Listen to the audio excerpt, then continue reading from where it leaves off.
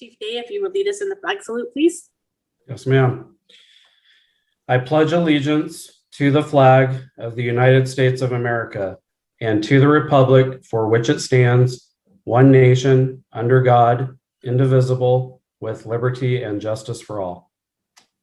Thank you. Roll call, please. Councilmember Johnson, Here. Councilmember Losi, Here. Councilmember Stanfield, Here. Mayor Pro Tem Trent, Here. Mayor Long. Here. Thank you, Sienna. This is a time for oral comments from the public. If you have anything you would like to address the council that is not on our agenda, there should be a ribbon across the bottom of our screen for you to be able to call in and share your concerns or anything else you would like. And we'll just go ahead and do our consent calendar while we're waiting to see if anyone calls in. And if they do, we'll come back to them. So we are not wasting a bunch of time. We have, oh, you use letters, A through K on our consent calendar, which includes city council minutes and our department monthly reports from administration, community development, finance, parks and rec, police, public works, River Lodge, report of disbursements, letter of support for the highway dedication for Fortuna Police Officer Ray Mills, acceptance of the 2020 annual housing progress report, and provide direction to staff to submit it to the California Department of Housing and Community Development. Do we have any items that anyone would like to pull? I'd like to pull and make comment on item J. Yes. Okay, anyone else? All right, go ahead with your comments, Mike J, and then we'll do Mike L. I just wanted to say that I have I've seen the items we have in town regarding Officer Mills and his dedication and passing in the line of duty. And I'm very appreciative of Chief Day for taking this matter up. And I look forward to it getting to Senator McGuire and hope that he passes it, because in a sense, it's now that we know the process, it's time to get it done. So thank you. Mike Losi. Yes, I would just like to say, ever since my start in law enforcement, which was with the Fortuna Police Department, there have been the information about Officer Ray Mills and his demise from a drunk driver. He was backing another officer out on the freeway when a drunk driver struck him and killed him. But I'd like to thank Chief Day for bringing this to the attention of the public and finally to make this recognition for Officer Mills' ultimate sacrifice in protecting the public. So I thank you, Chief Day, for taking this step. Council, my pleasure. It's been just a great opportunity to dive into the history here, and I think it's something that's well overdue. So I appreciate the sentiment, and I look forward to accomplishing our application with Senator McGuire. All right, thank you guys. Anything else? All right. Somebody want to make a motion? I'll move to approve the consent agenda. And I'll second that. All right, we have a motion and a second to approve the consent calendar. Sienna? Councilmember Johnson, Yes. Councilmember Losi, Yes. Councilmember Stanfield, Yes. Mayor Pro Tem Trent, Yes. Mayor Long. Yes. Did we have any calls from the public, Sienna? Don't see anybody from the public on the meeting right now. Okay, so we will close oral comments from the public and move on to our first item of business, which is public hearing to adopt various rates and fees for city services, including building, community development, water and wastewater laboratory fees. So since I, as a builder, have a conflict with this item, Mayor Pro Tem Trent is going to take over this one. Thank you, Mayor Long. Do we have a staff report? Yes, thank you, Mayor Pro Tem. Our Finance Director, Aaron Felmley, will be presenting a PowerPoint, and I'm grateful to him for putting that together. He was only a small part of this. A lot of the content for the presentation was developed by our Deputy Director of Community Development, Liz Shorey, and our building official, Gary Goad. And so Liz, Gary, and I will answer most of the questions after Aaron presents the presentation for this item.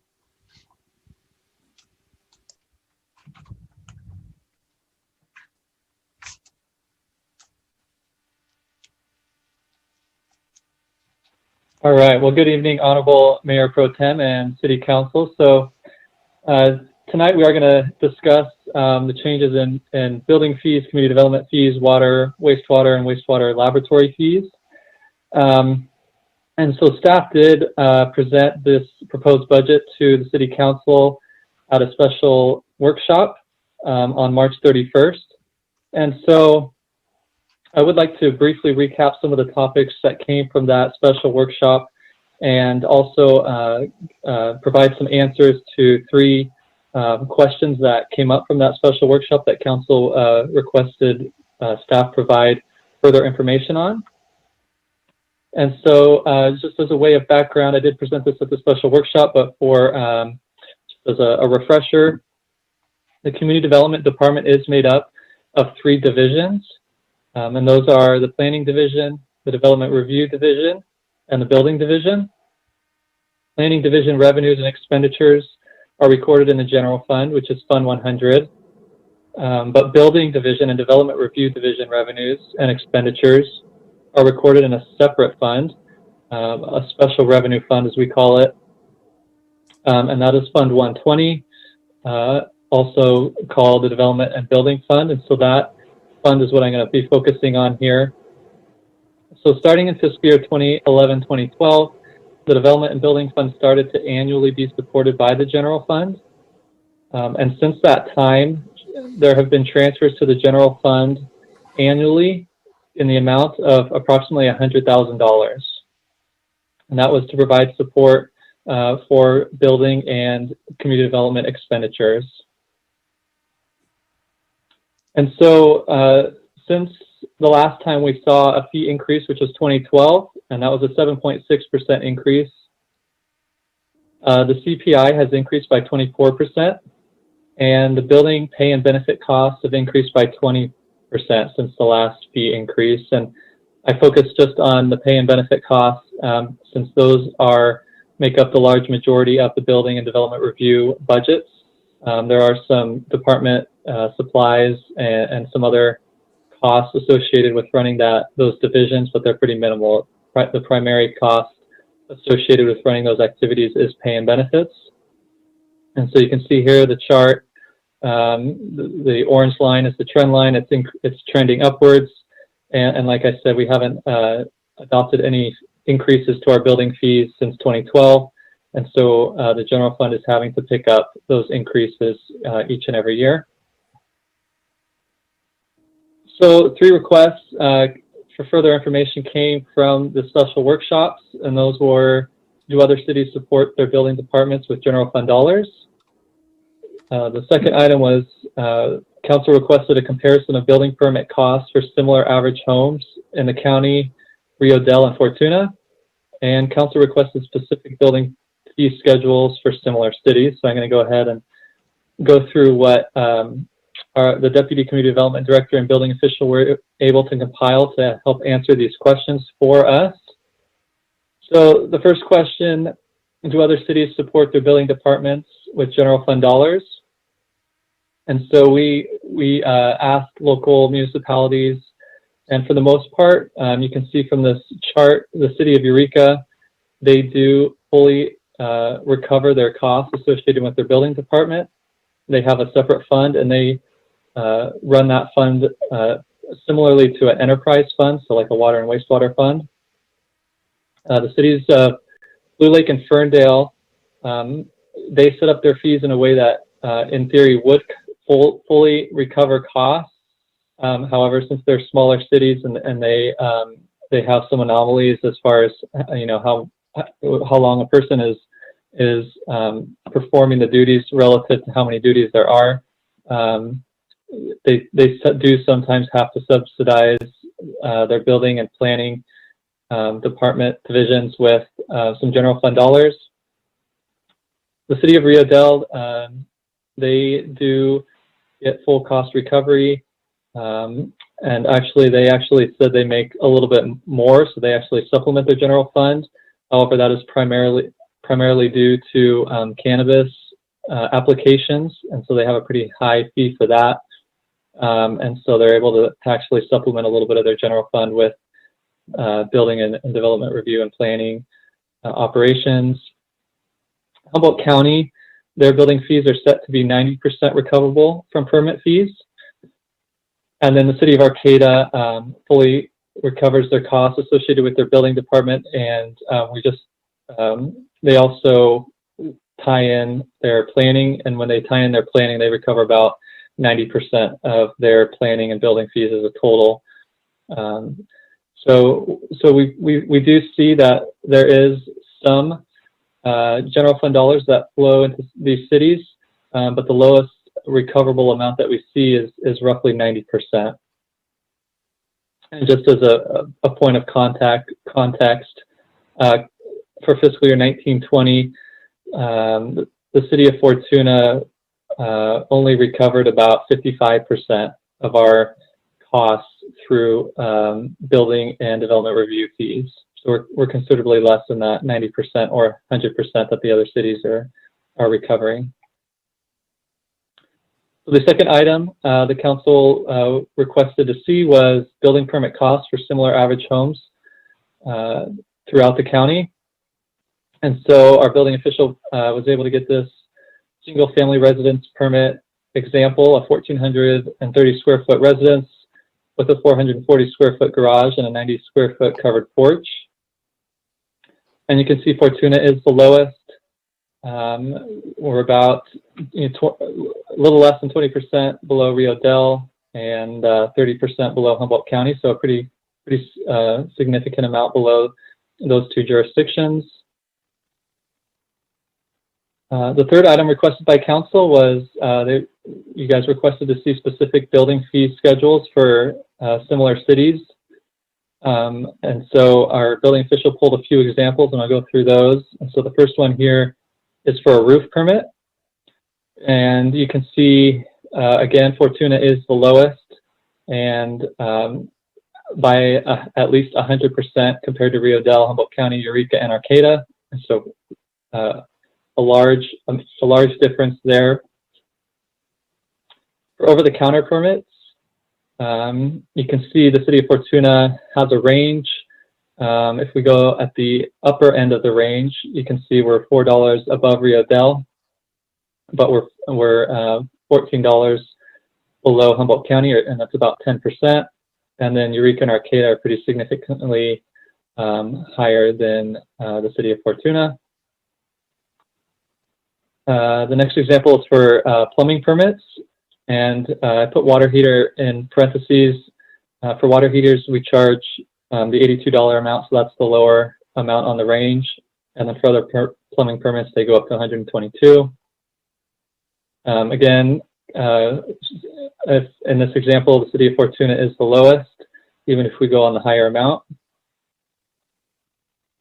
And so staff is recommending that the city council consider increasing building fees by a minimum of 5% for this year to decrease the amount of general fund support required by Fund 120 annually. A 5% increase would result in annual revenue increases to the development and building fund of approximately $13,250, so well short of that $100,000 that the general fund is annually supporting. And staff also recommends discussing what an appropriate percentage of cost recovery would be. And so some jurisdictions are 100%, Humboldt County is 90%. We could go, so we're recommending that the council discuss if you guys want to set a percentage that we want to aim for. And if so, maybe setting, consider increasing fees by 5% annually until we reach that goal, so we don't see a really massive sudden jump in our building and development review fees. And so with that, I'll turn it back over to Merritt and the City Council. If you guys have any questions for us, we'd be happy to answer those. Thank you. Does any of the council have any questions? None, then I'll open the public hearing. Do we have any public?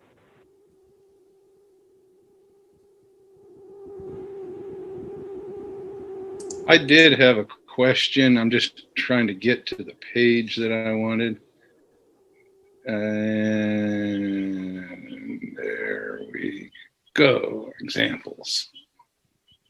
On one of the, this is probably for Gary, but on one of the permits, and I believe it was Riadell's that he had in the staff report as an example, it had what they called administrative fees of, it was Riadell's building permit, and it says an administrative fee of $2,000, $2,091.53. I was just wondering if he knew what that was. Yeah, caught my eye too. That is their catch-all to try to recover all revenues that are not covering all their bills. That's how they have it set up there. So they have a, is it a 40? I think it's a 45% or it's a 65% amount that they use. They put the permit together and they times, I'm going to say 45 on top of that. And that's the number they plug into that. And they do it on all permits, even on the over-the-counter ones. What will you consider over-the-counter? Okay. Well, that was one of the things. On page 3 of the attachments, the building permit examples, I think, Councilmember Johnson. Yeah. And I think that was the only question, that something that just jumped out at me. I mean, I see on the county one, you remove the school fee to make it apples and apples. Yeah, that's correct. I went over, they have their, that's why it's 3 pages in here. They have their initial pre-site inspection. Fortuna doesn't charge for those in general. We go out and look at it. We consider that more knowledge for ourselves so we can properly get the proper numbers or what we're going to see is issues. But we've never talked about it or never requested anything like that. I don't think it's really necessary for the times we do go out. But they have that, was it 800? Well, no, it's 200 and something page by there. Was it $225? The other one I had to add back in was the deposit. So that's where the add section, you can probably figure that out, how I added in the bottom. But I mean, all jurisdictions have extras added onto the bottom. And that's where you get you can play numbers all day long, but they ought like $2,000 in one or $1,000 in another, or a couple hundred, 100 here, 100 there. And that's why the numbers shoot all crazy. That's how they're. So I think what Gary that's how was here was to try to get out. Excuse me? Go ahead, Gary. Oh, so your effort, what it was really, what you were really trying to do was really try to get these to a comparative level and take out things like the school fees and really figure out what an example was of a typical single family house. So you had a good example of a 1,440, something like that, square foot home. And so you went to, maybe you could describe to the council a little bit more of the process, how you came up with this overall building fee. That's correct. I went over when I contacted the county. Originally, they were going to throw me something up there, more of a 1,800 square foot home, and the county came back with this number 1430, and then a 440 square foot garage, and that's what I used as comparables on a typical home that we normally have. And when the county had Rio Dale, I said, we got 2 of them like that. Just put one together with those same numbers, same square footage, and that's how they came up with theirs. So these are the closest we're going to get to apples per apple. We're in apples. We're not apples and oranges here. I feel confident that we're apples and apples on those numbers. So it's just, when you get down to the bottom, when you tally things at the bottom, there's your number. That's just how it works out. Yeah, just to add, so, he worked with the other building officials and wanted, he requested actual permits. And the adjustment that he made by hand there are just the, things that don't apply to the building permit itself. So those are the only things that he took out, like the, capital or public works and school fees and things like that. So, yeah, they're real examples. We wanted to make sure that we gave you actual permits and not something that was cobbled together. The only adjustment was made, said.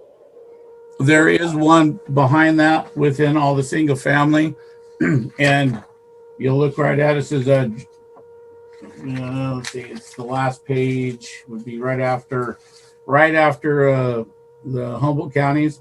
That happens to be, this is a real permit, and it just happened to be 1,440 square feet.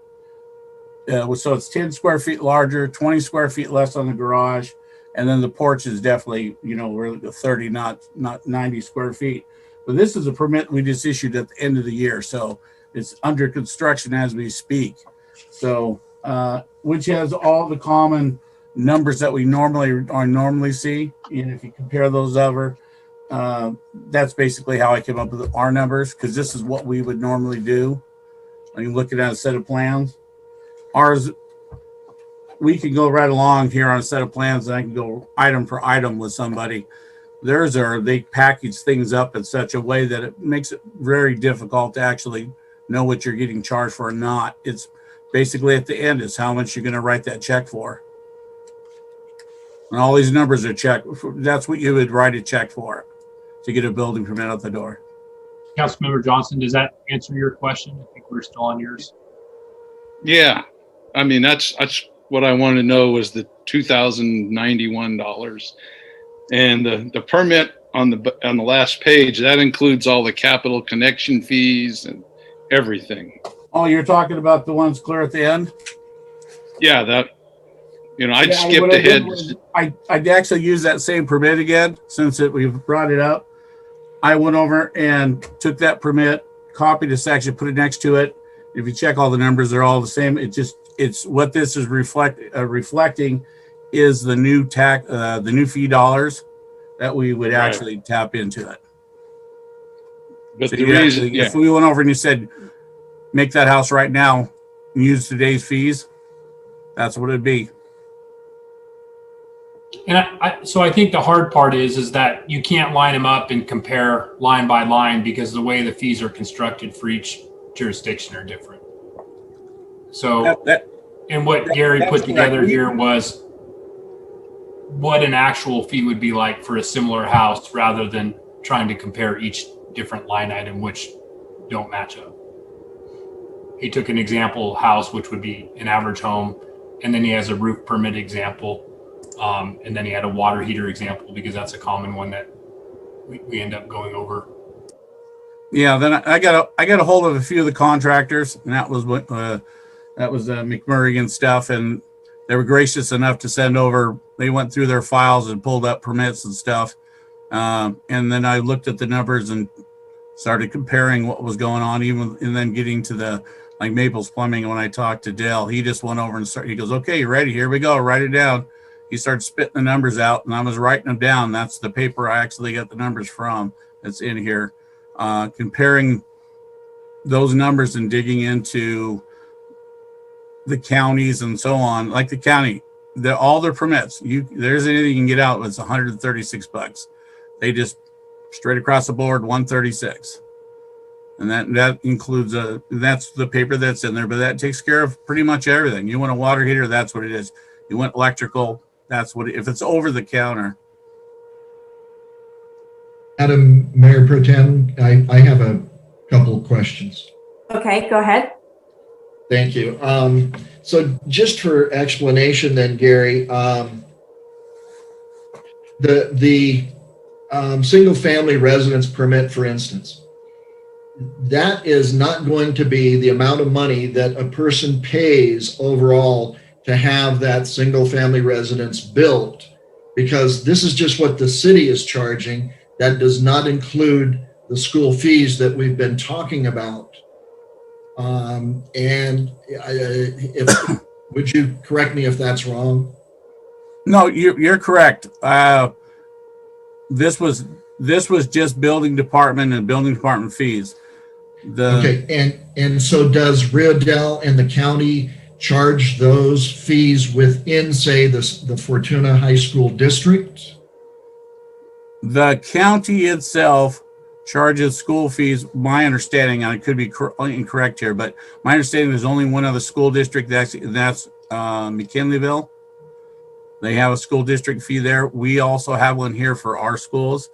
Apparently, the county collects their fees, their school department fees. We don't. We have them go down to the school district and pay. I see. Okay.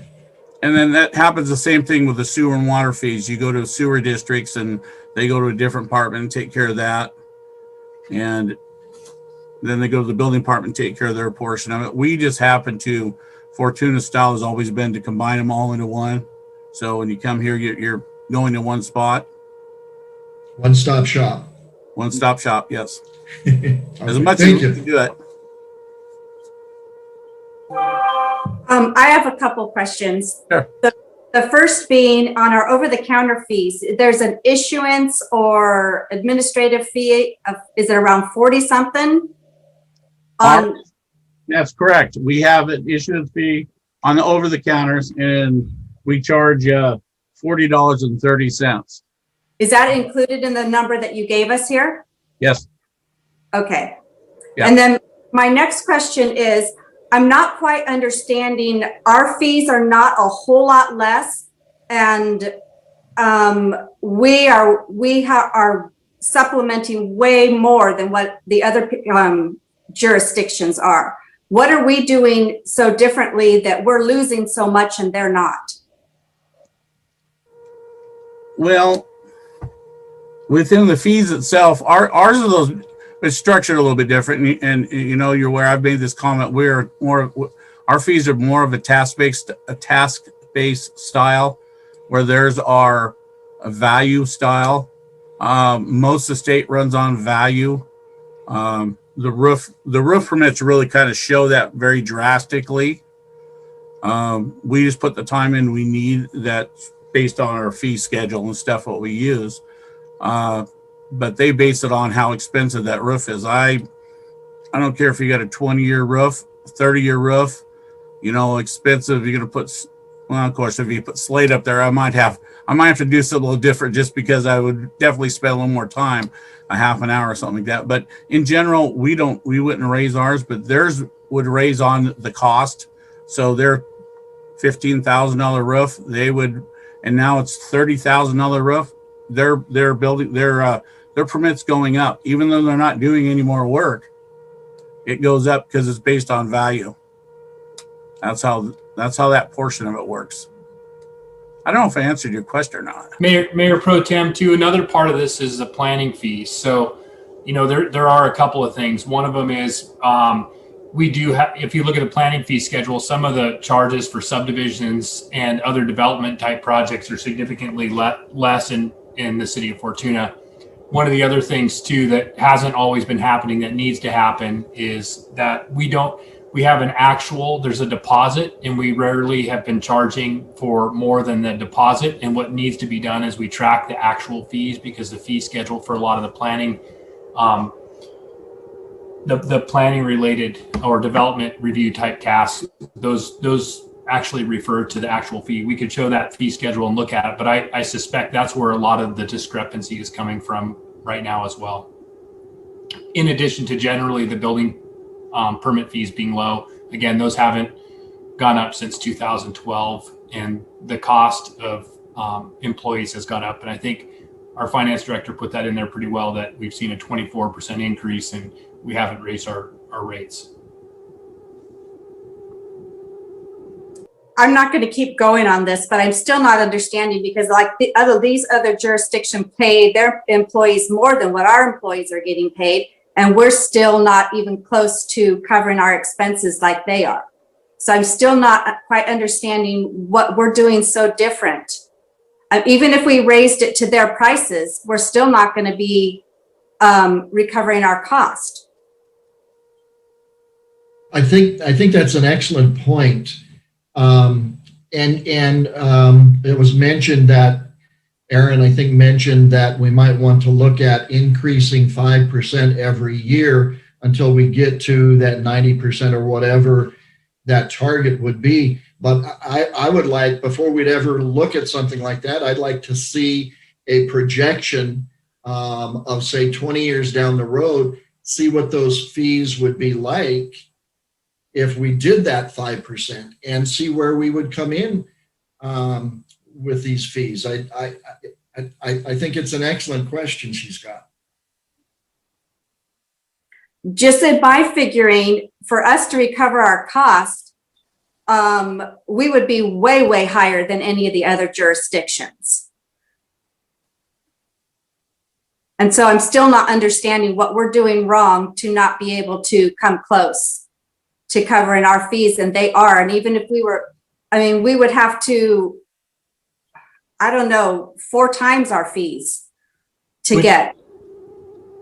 Which fees are you looking at? Are you looking at the planning fees or just the building permit fees? Overall fees. You know, I mean, if we're having to subsidize $100,000 a year for our building and planning department, and all of our fees are close to what the other ones are. There's none that are like drastically low. Where, I mean, I don't understand how we're possibly going to get to making $100,000.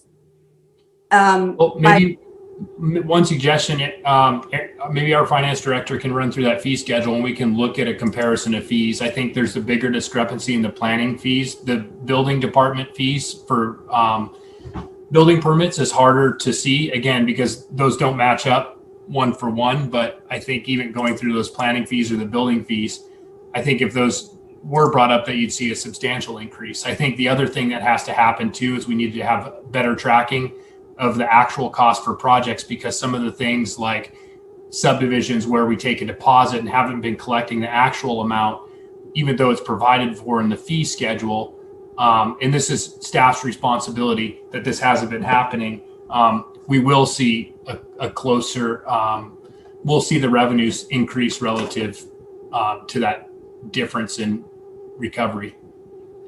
Yeah, thanks, Merritt, for pointing that out. So the planning fees, that table was, the comparison was in the packet last time. I don't think it made it into the packet again. But it does show the planning fees in comparison with the other jurisdictions. And those are pretty drastically lower for Fortuna, you know, by 1,000 or 2,000. And if especially like the county where they might do, you know, large scale projects, and they do full cost recovery. So that would be in the thousands of dollars. And they do many more projects. So, you know, they are going to get, they're going to have a smaller deficit if they're doing, you know, averaging that many projects. And then, like Merritt said, we're going to do what we can to, you know, collect the amount that we're allowed to under the current fee schedule, which is not full cost, but it's the initial deposit, say, I think it's like $650 for a subdivision, and then an initial or a second, not a deposit, but a full, you know, payment of not more than the original deposit. So it'd be like $650 twice. And then the other way we are going to, the only increase I think that we have on the fee schedule for planning is to recover the public notice costs, which that's a good amount. It's like $250 to $350, which we don't recover now. So, and if we add that in, we'll be able to recover that amount on the planning projects. Okay, thank you. I'll be curious to see what the difference is next year.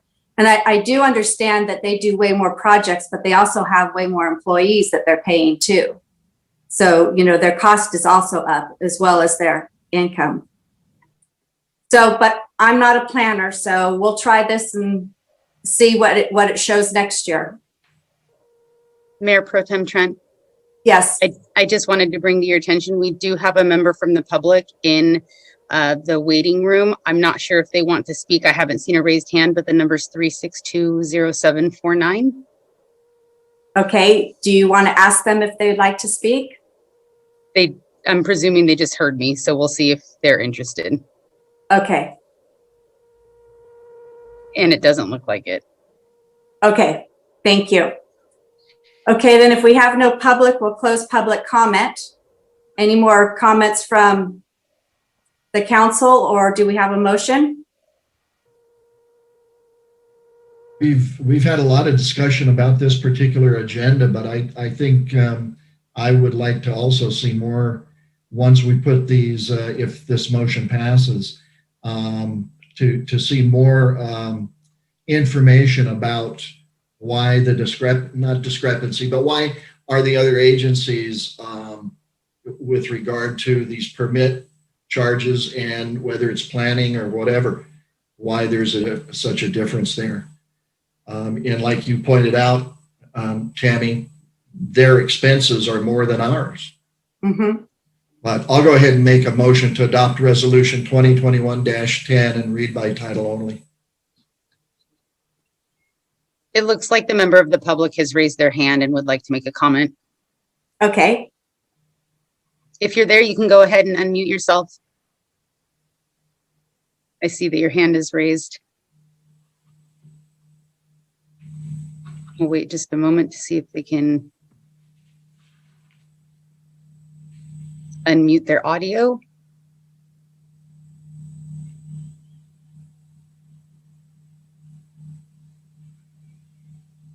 The TV is a little bit delayed from what our speaking is too. Are you there? Yes, we can hear you now. I'm sorry, I pressed the unmute on my phone, but for some reason it didn't work until number 6. I did star 6, but anyway, I am just saying I would like to comment during item number 7. Thank you.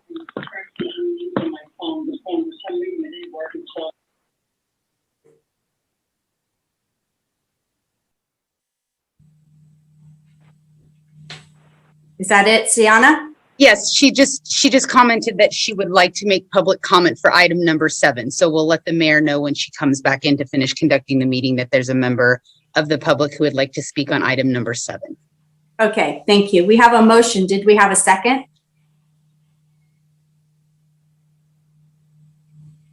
I did not hear a second. I was going to say, I'll second the motion.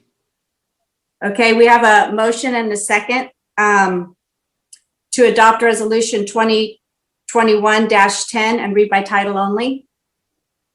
Resolution 2021-10, a resolution of the City Council of the City of Fortuna establishing a schedule of fees and charges for building, community development, water and wastewater laboratory fees within the City of Fortuna for fiscal year 2021-22. Councilmember Johnson? Yes. Councilmember Losi? Yes. Councilmember Stanfield? To clarify, this is for this year only, yes. Mayor It Pro is. Tem It is this year only, right? for fiscal year 2021-22, that's correct. Okay. Yes, and I would like to see maybe a mid-year report and see if there's any changes. Yes, though. We can do that. Okay, thank you. Okay, motion passes. We'll call Mayor Long back. Thank you, Tammy. Our next item is a supplemental budget request for the emergency modification of the police department server room. We have a staff report, please. Yes, Mayor Long, I'll be providing that staff report, and I'll just say that I had some assistance from Chief Day as well as Kevin Carter with our Public Works Department. And I understand that some of our council members have taken the opportunity to actually view what was happening firsthand in the server room. So I appreciate the interest and the council members taking their time to go look at that. Staff's recommendation is that the council approve a supplemental budget request to use general fund reserve funds for the to add air conditioning and modify the police department server room. The current design and operability of the police department server room requires immediate renovation in order to preserve the indispensable equipment stored in that room. Over time, equipment has been added, which has created more heat and higher temperatures inside of the existing server room. Most recently, there were some battery backups and new 911 system, which is creating more heat than experienced in the past.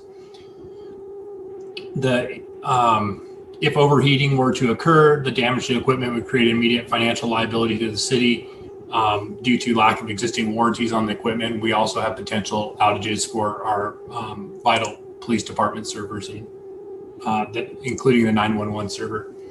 Staff have attempted several lower cost temporary methods to resolve the issue. However, they are not working, and the situation will only get worse as outside temperatures increase. Currently, we're renting one unit and we're running an existing air conditioning unit that the city purchased, and those are not keeping the room cool enough. Staff's recommending that the emergency modifications include the following: a new air conditioning system inducting, new dedicated electrical circuit to serve the new air conditioning system, and then miscellaneous framing, drywall, and insulation to isolate the server room from other heat sources and contamination. This project will result in a dedicated air conditioning unit to the server room, which is typical for those types of facilities. And even when the police department ultimately moves to the new facility, it'll be useful because that room would likely, it would be planned to be able to house the city's servers in the future. The project is estimated to cost up to $20,000. And again, this would come from City of Fortuna general funds. So that concludes my staff report, and I'd be happy to answer any questions. Does anyone have any questions regarding the staff report?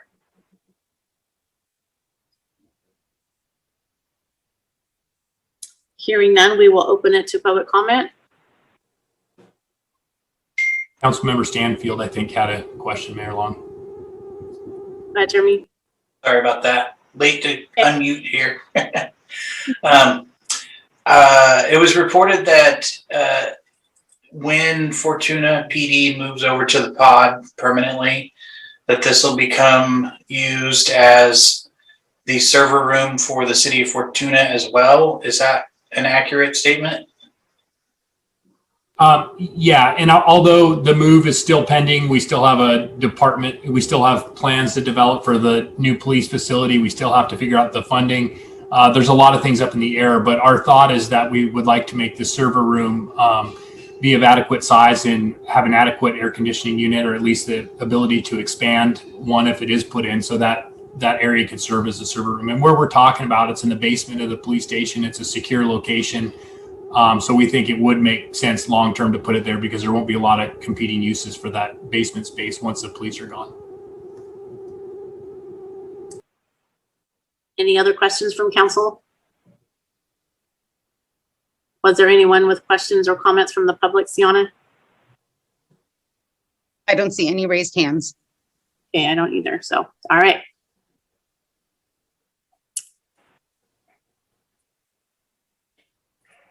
I'll make a motion to approve the supplemental budget request for the use of the city reserve funds to be used for immediate emergency renovation of the police department server room. Second that. All right, we have a motion and a second. Sienna? Councilmember Johnson, Yes. Councilmember Losi, Yes. Councilmember Stanfield, Yes. Mayor Pro Tem Trent, Yes. Mayor Long. Yes. Thank you.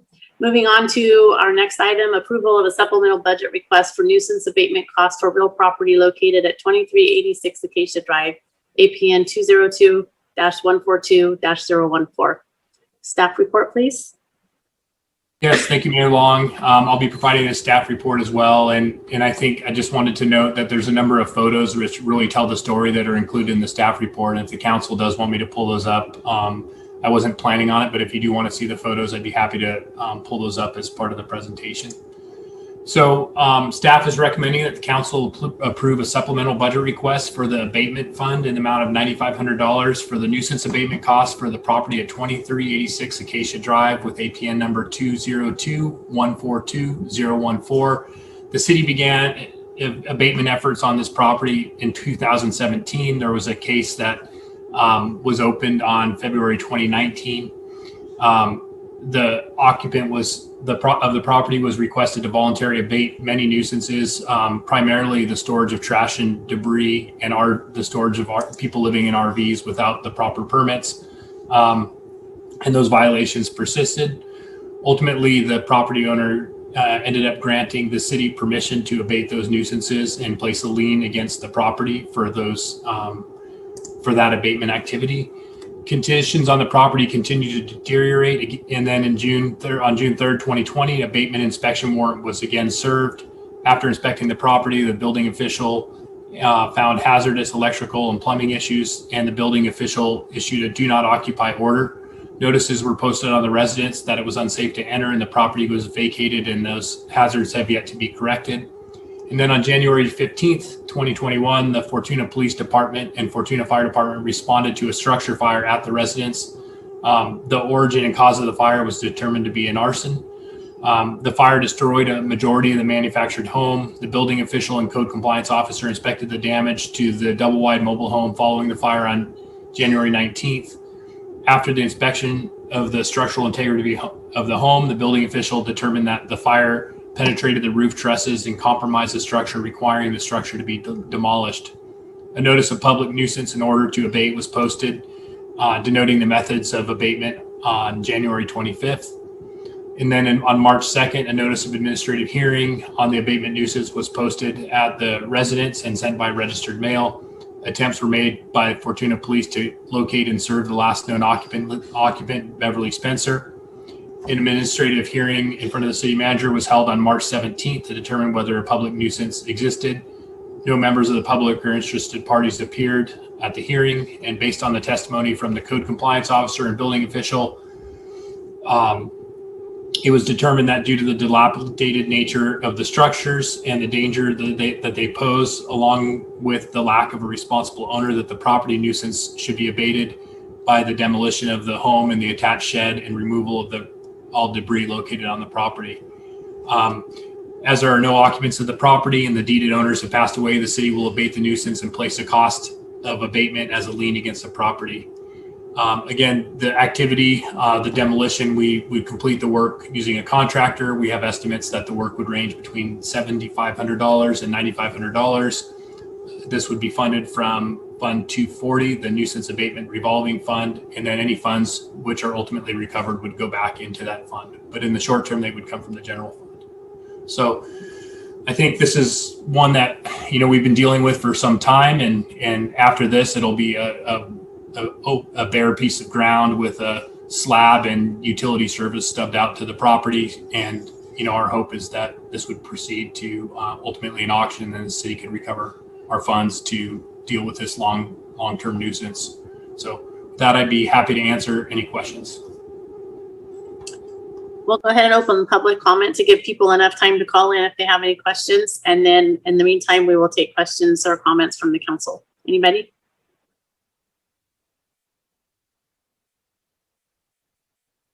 All right. Anybody from the public, Sienna? I don't see any raised hands and there's no new callers. All right, we'll close public comment. I'll make a Go ahead. I'll make a motion to approve a supplemental budget request for a nuisance abatement cost for real property located at 2386 Acacia Drive, APN number 202-142-014. I'll second. All right, we have a motion and a second. Sienna? Councilmember Johnson, Yes. Councilmember Losi, Yes. Councilmember Stanfield, Yes. Mayor Pro Tem Trent, Yes. Mayor Long. Yes. Thank you. Our next item is a construction award the construction contract to William Gray Construction for the wastewater treatment plant percolation pond rehabilitation project 2021. Staff report, please. Yeah, thank you, Mayor Long. And I think we also have Kevin Carter on if you do have any questions, but I'll be presenting a staff report. What this project is the annual maintenance of the wastewater treatment plant percolation ponds, which include the removal of the depleted material and cleaning of those percolation ponds to increase the infiltration for the coming year when the city cannot discharge to the Eel River. The project was put out to bid and bids were opened on April 9th via email bids. 4 bids were received, with the lowest bid coming from William Gray Construction, an amount of $93,435. A summary of the bid results is included with the staff report in the council package. The staff reviewed the lowest bidder, William Gray Construction's bid and documents, and found that they were the responsive and responsible bidder. William Gray has also completed this project successfully in the past. Staff is recommending that the council approve a total construction budget of $100,000, which includes approximately 9.3% contingency. The budget includes $100,000. The current budget for this project is $100,000 this fiscal year, which is listed as a capital improvement project for the wastewater treatment plant annual percolation pond rehabilitation project. And the funding source for this project is Fund 560 Sewer Reserve Funds. So with that, we're pleased to have a bid that's within our budget and are recommending approval of award to William Gray Construction. Thank you, Merritt. We'll open public comment to give people time to call in. And does anyone have any questions or comments from the council?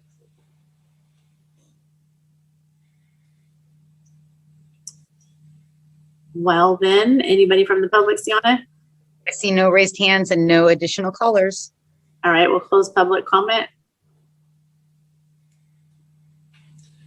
Madam Mayor, I would like to make a motion then.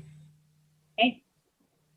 I'll make a motion to award the contract to William Gray Construction for $93,435 and establish a maximum contract amount, including 9.3% contingency of $100,000, and authorize city manager to execute the contract and other related documents.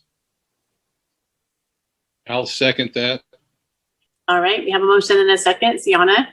Councilmember Johnson, Yes. Councilmember Losi, Yes. Councilmember Stanfield, Yes. Mayor Pro Tem Trent, Yes. Mayor Long. Yes. Thank you. Our next item is consideration of memorandum of understanding with the City of Arcata and City of Eureka for allocation of Community Development Block CDBG Coronavirus Aid Relief Economic Security CARES Act funds. Staff Thank you, Mayor report. Long. Our economic development specialist, Jennifer Brown, she is on. And Jennifer, I think you're going to share a PowerPoint presentation for this one? No PowerPoint. Okay. Jennifer Brown will be making the presentation, and then I've been working with Jennifer on this, and I'd be happy to answer any questions with her when she concludes her staff report. Thank you, Honorable Mayor and City Council members. Staff is recommending tonight that the City Council approve reallocating the City of Fortuna's CDBG coronavirus funds to the City of Arcata and the City of Eureka as separate lead applicants for 2 CDBG CV applications by adopting Resolution 2021-12 and Resolution 2021-13. The State Department of Housing and Community Development released the CDBG program's CARES Act NOFA on December 18th, 2020, and that released approximately $77.1 million in funding. The activities must show a relationship between the needs of services and COVID-19 impacts, and the applications are due May 7th, 2021.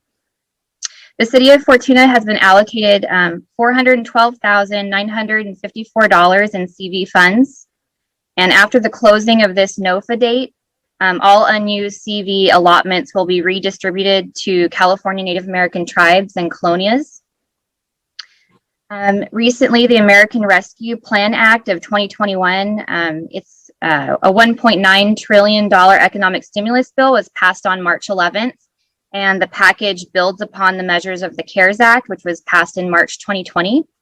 And these funds will expand COVID-19 recovery programs, including the Federal Paycheck Protection Program, the Economic Injury Disaster Loan, the Shuttered Venues Grant, and the Small Business Administration Debt Relief.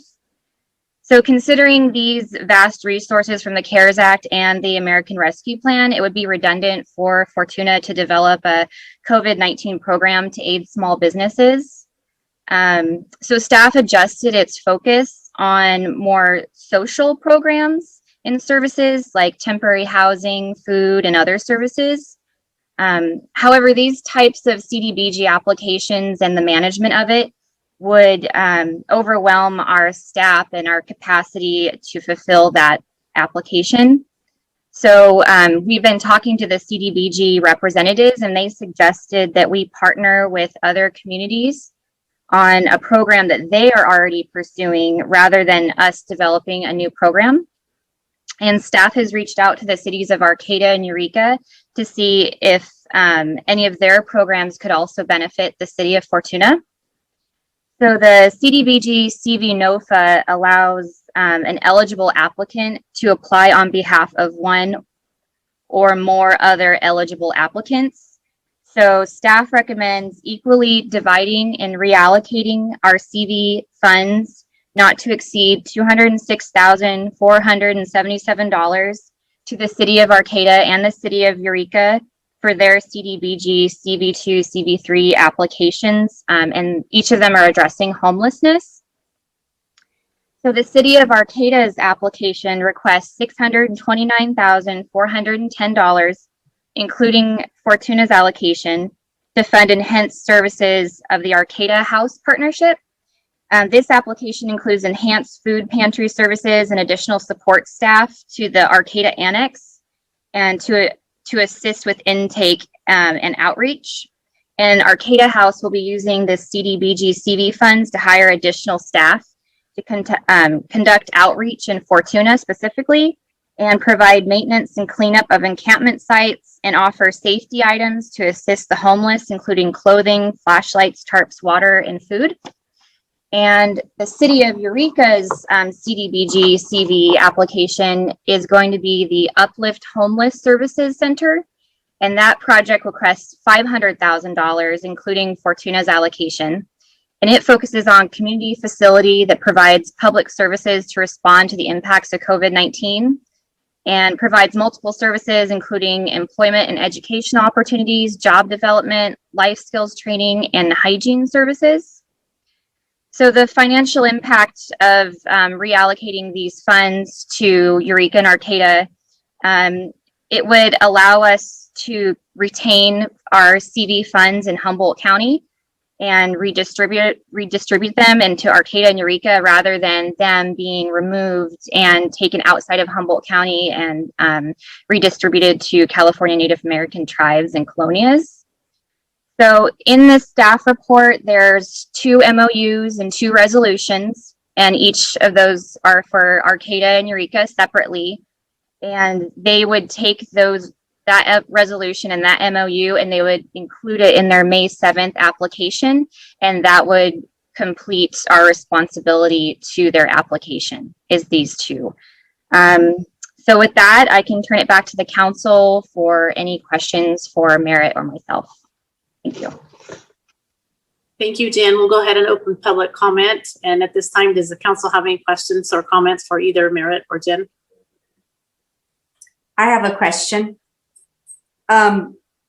These funds that you're talking about, are these funds, they're not the funds that we currently have, they're the funds that we would get, but if we don't apply, they won't go to us, so we're keeping them in Humboldt County. Is that why we're doing this? That's correct. So they've never, the program income funds are the ones that we hold at the city and we actually hold in our accounts. And so this is more of an allotment that CDBG has designated amount for each city if they choose to use one. And, other cities have allotted amounts too, even smaller cities. But, the city of Fortuna, again, it would be very difficult to try to get an application in and develop one of these programs and then have this in by May. And the major stumbling block is that CDBG would not approve another application from the city until we complete a project that would use nearly all of our program income funds. So we've been spending our time working on doing the barrier removal project for our program income funds. And what we didn't want to see was this money evaporate back to the federal level and go outside of Humboldt County. So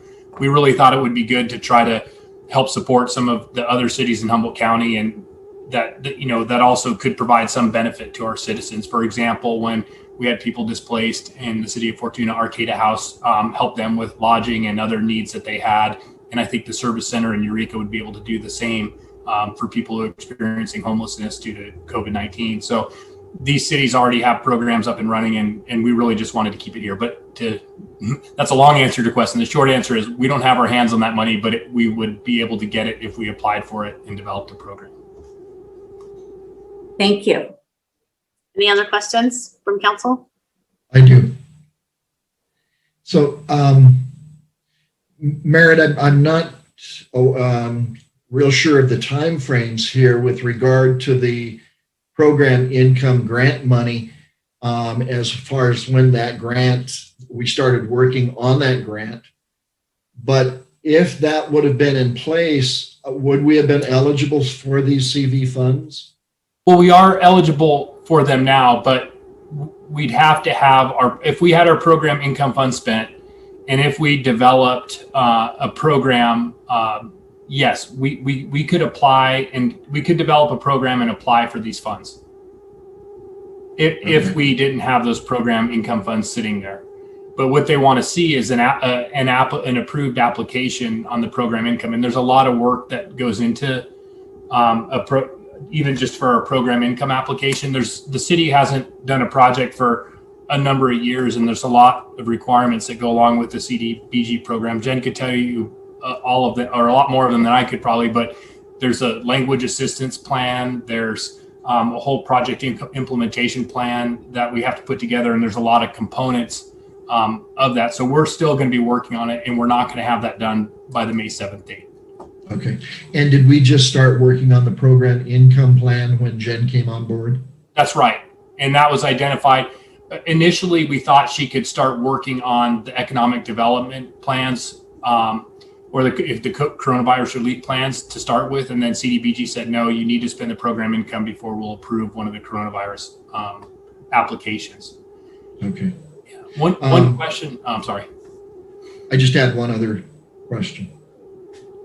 With regard to the MOUs, I didn't notice or see where there are any requirements for both the city of Arcata and the city of Eureka to report back on what actions they're taking to assist the city of Fortuna, and then the success of what their actions are. So either in the MOU or laid out somewhere along the line, I think we need to have them reporting back to us on what actions they're taking, what they're doing for our citizens or the people that are here in Fortuna.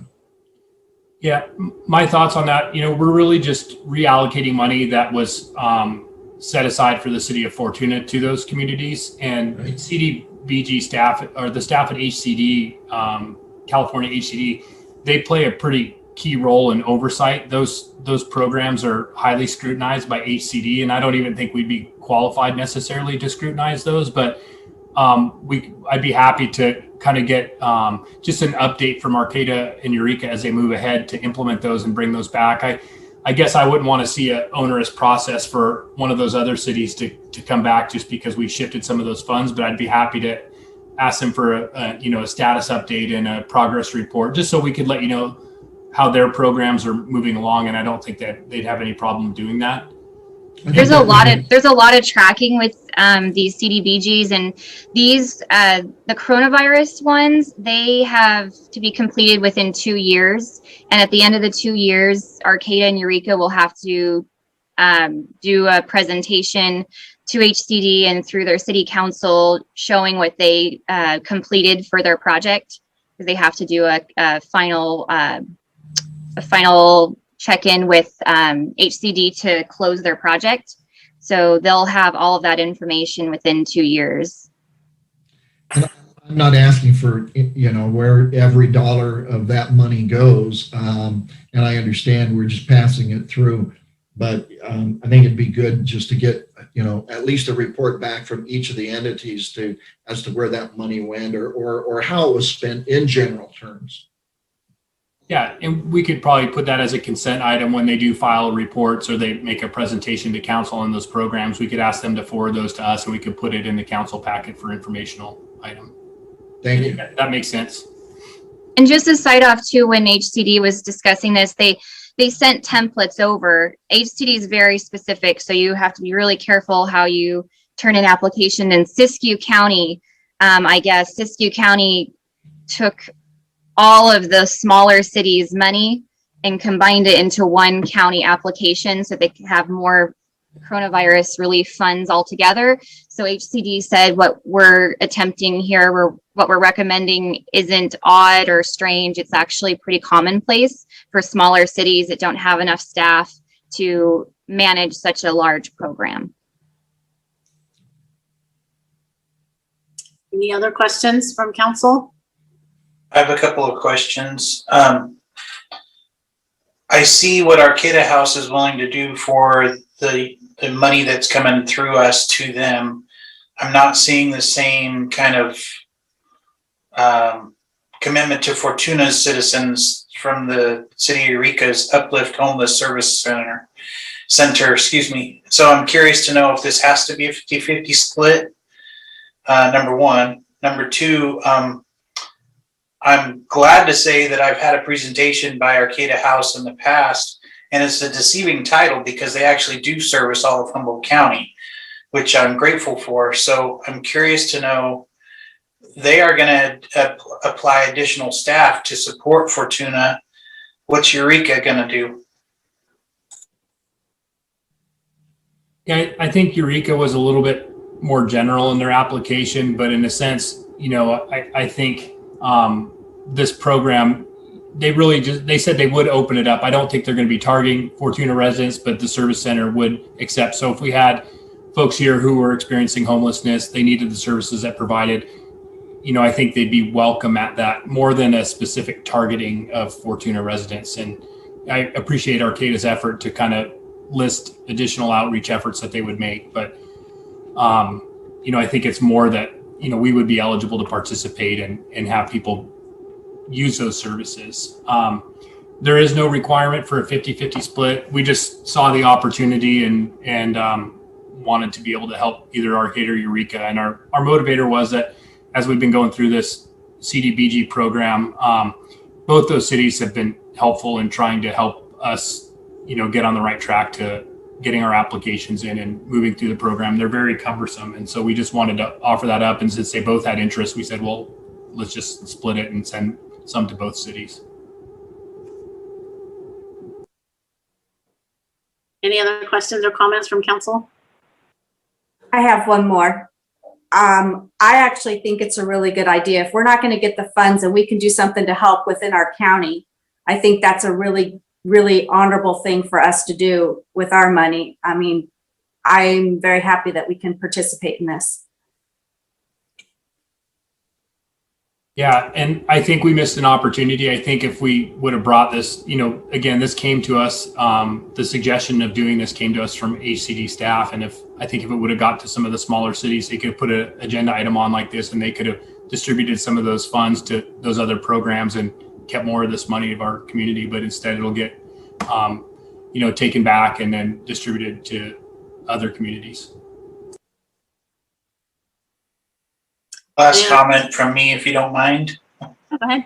I would like a presentation from Arcata House Partnership at some point, once all the dust is settled, to really educate the public as to what they do offer. Like I said, I was privileged enough to be in a presentation where they highlighted some of the efforts that they put forth. And I think it's important that, I mean, they hand me out a small stack of business cards that have phone numbers for services that they can provide citizens. So I think it'd be important and empowering to be able to present that to the public. Mayor Long, just a clarification. Would you want to see that at a council meeting, or would another public forum such as a chamber lunch meeting or something be acceptable? I think wherever we can get max exposure. So I'm not particular on that.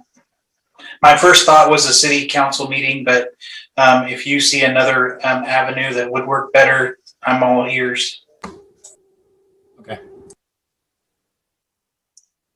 All right. Any other comments or questions from the council? I was just going to say that I have worked with the Arcata House people and seeing the collaborations they've done with River Life and some of the projects that they have taken on, the size of them and the finished product. And they will be an asset to the community. And they already have a collaborative relationship with people right here in Fortuna. So it'll be seamless. All right. Thank you all for your comments and questions. Does anyone from the public have any comments or questions? Hearing and seeing none, we'll close public comment. And Sienna, do we need to make two separate motions? I'd take them one at a time, yes. Okay. So if anyone wants to make a motion, we'll do two of them.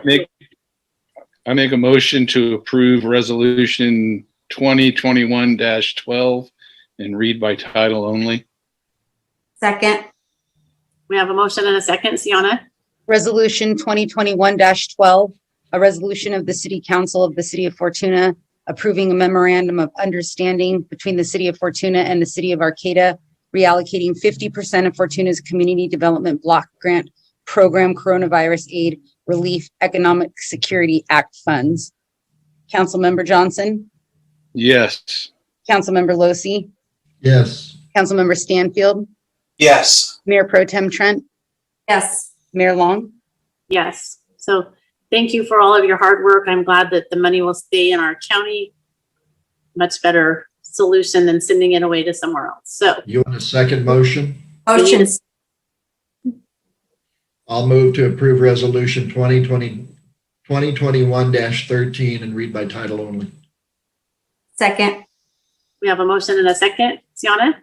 Resolution 2021-13, a resolution of the City Council of the City of Fortuna approving a memorandum of understanding between the City of Fortuna and the City of Eureka, reallocating 50% of Fortuna's Community Development Block Grant Program Coronavirus Aid Relief Economic Security Act funds. Councilmember Johnson, Yes. Councilmember Losi, Yes. Councilmember Stanfield, Yes. Mayor Pro Tem Trent, Yes. Mayor Long. Yes. All right. Thank you guys for the work on that. And we'll move on to our next item. Authorize the addition of a full-time recreation supervisor position and eliminate the part-time recreation supervisor position into the fiscal year 2021 budget. Staff report, please. Thank you, Mayor Long. Cameron Mull, our Parks Director, will be presenting the staff report. And I think this is one that, even though we're asking for a request for this current fiscal year, that this one certainly would affect the budget in future year. And, so staff is still working on next year's fiscal budget. And I think just that's something to keep in mind as you hear the staff report. And when we get into the discussion afterwards, that's something we could talk a little bit more about, that this is a longer term decision and it's more impactful to future budgets than the current budget. So with that, I'll hand it over to Cameron. Thank you, Merritt. Good evening, Mayor and City Council. Just to kind of start with a summary on my staff report that you have in your packet. So when the pandemic hit a little over a year ago, the city was exploring avenues as far as how it could be proactive and react quickly to diminished revenue and potential losses. So we felt it was necessary to cut some expenses where we could. And due to the fact that we could not offer any recreation programs during the times of COVID, or most of our recreation programs, it made sense to take the recreation supervisor position, which was historically a full-time position, and make it a part-time position, especially considering we had a long-time recreation supervisor that was retiring at that point. So we weren't offering, as I mentioned, any recreation programs, and didn't feel it was necessary to fill that part-time position until it was absolutely necessary, until we saw a return of some recreation programs. So January 1st of this year, 2021, that position officially went to part-time. And now we're starting to see a lot of these COVID restrictions lifting. You're seeing more youth sports and programs opening up, and it's changing rapidly.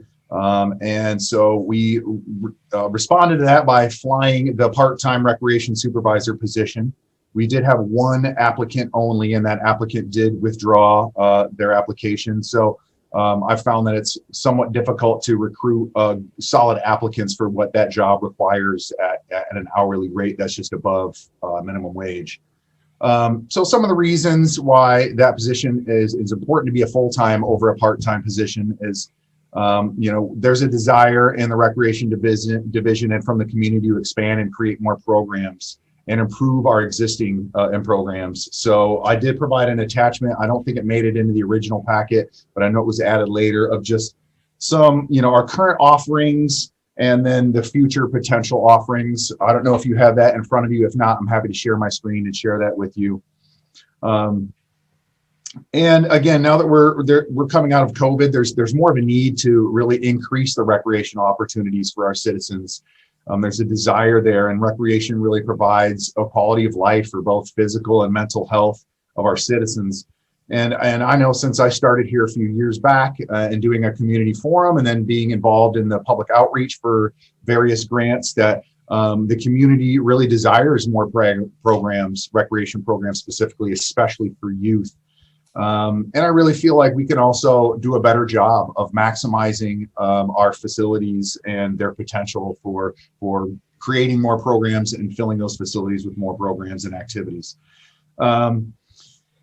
So, as well as the fact that we have in the summertime, we have our summer fun and kitty camp programs, and those are full days, 7:30 to 5:30, where we have kids here 5 days a week for 10 weeks.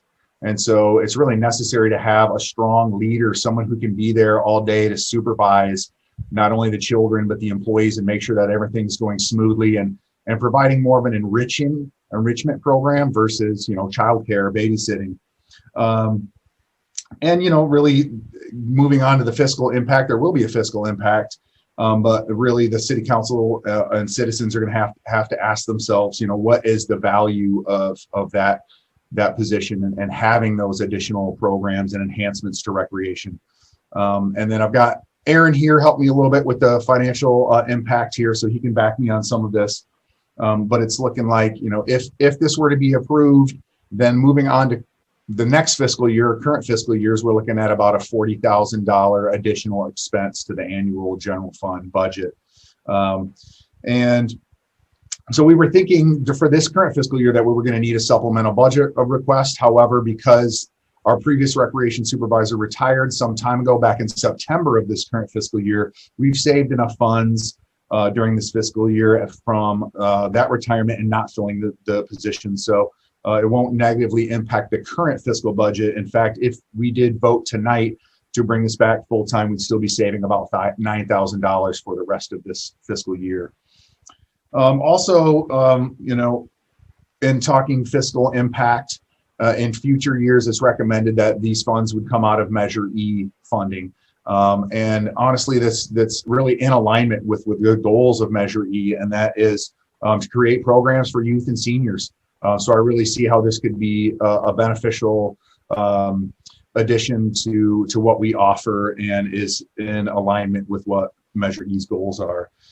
And ultimately more programs that we can offer the community than, again, physical and mental health of our citizens, but also potentially more revenue for these additional programs and additional jobs as well for our community members. And I know that we like to keep fees affordable, and this is really important to council to keep fees affordable. So, and really my goal with this position going back to full-time is for that person to really focus on recreation. Previously, that person did have some other job duties. It's often common when you work for cities or municipalities that you wear multiple hats, and I'm committed to allowing this person to just solely focus on recreation. And I would pick up, and the office would pick up, the community service worker program that the city offers, as well as some Cal Recycle beverage and recycling funds that we have to manage. So, certainly if the city council decides not to fund it, then it's something that I would have to commit a lot more time and energy to, and I'm certainly willing to do that. But time is a factor, so there would be some things that I would have to kind of put on the back burner, or not have enough time or allowability to do. So, it would involve more rec planning on my end, more overseeing the programs, more supervising, generally just more time, which means a little bit less time for grants, projects, expansions, those kinds of things that I think originally was the goal of bringing back the Parks and Rec Director position. So, that's kind of a synopsis of my staff report, and I'm happy to answer any questions that city council or members of the public might have in regards to this subject. All right, thank you, Cameron. We'll open public comment so that people have time to call in if they want to. Does the council have questions, comments? I would just say I'm sure that there are recreational softball leagues and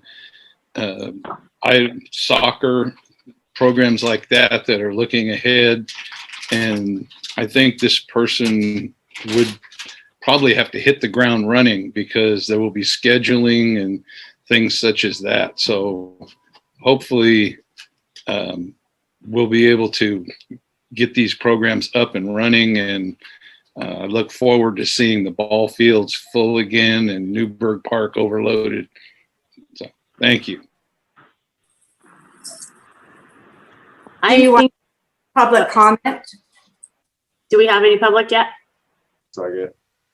I see your hand raised. It looks like there's a hand raised from a member of the public. Are you there? Yes. Go ahead. Can you tell me what is the deadline if a person is interested in the position, when they would have to apply? Well, city council would have to make that decision tonight, and if so, it would probably be early to mid-May, because we have our summer fun and kitty camp programs coming. It requires a lot of planning.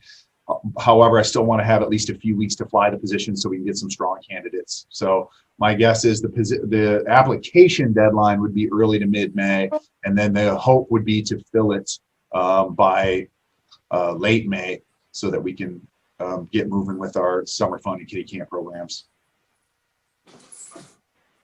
Did that answer your question? Okay. Yes, thank you. You're welcome. I'm struggling with this one a little bit, you guys, because I look at the list and I think what's been added to the list would be awesome. But I also think that, okay, let's take hot shots. If we add practice sessions during the week, basically that person, all they would have to do is figure out the slots or something, because you have volunteer coaches who would actually run the practices. So that person's really not doing much except scheduling. And the same with all the drop-ins, basically it's scheduling.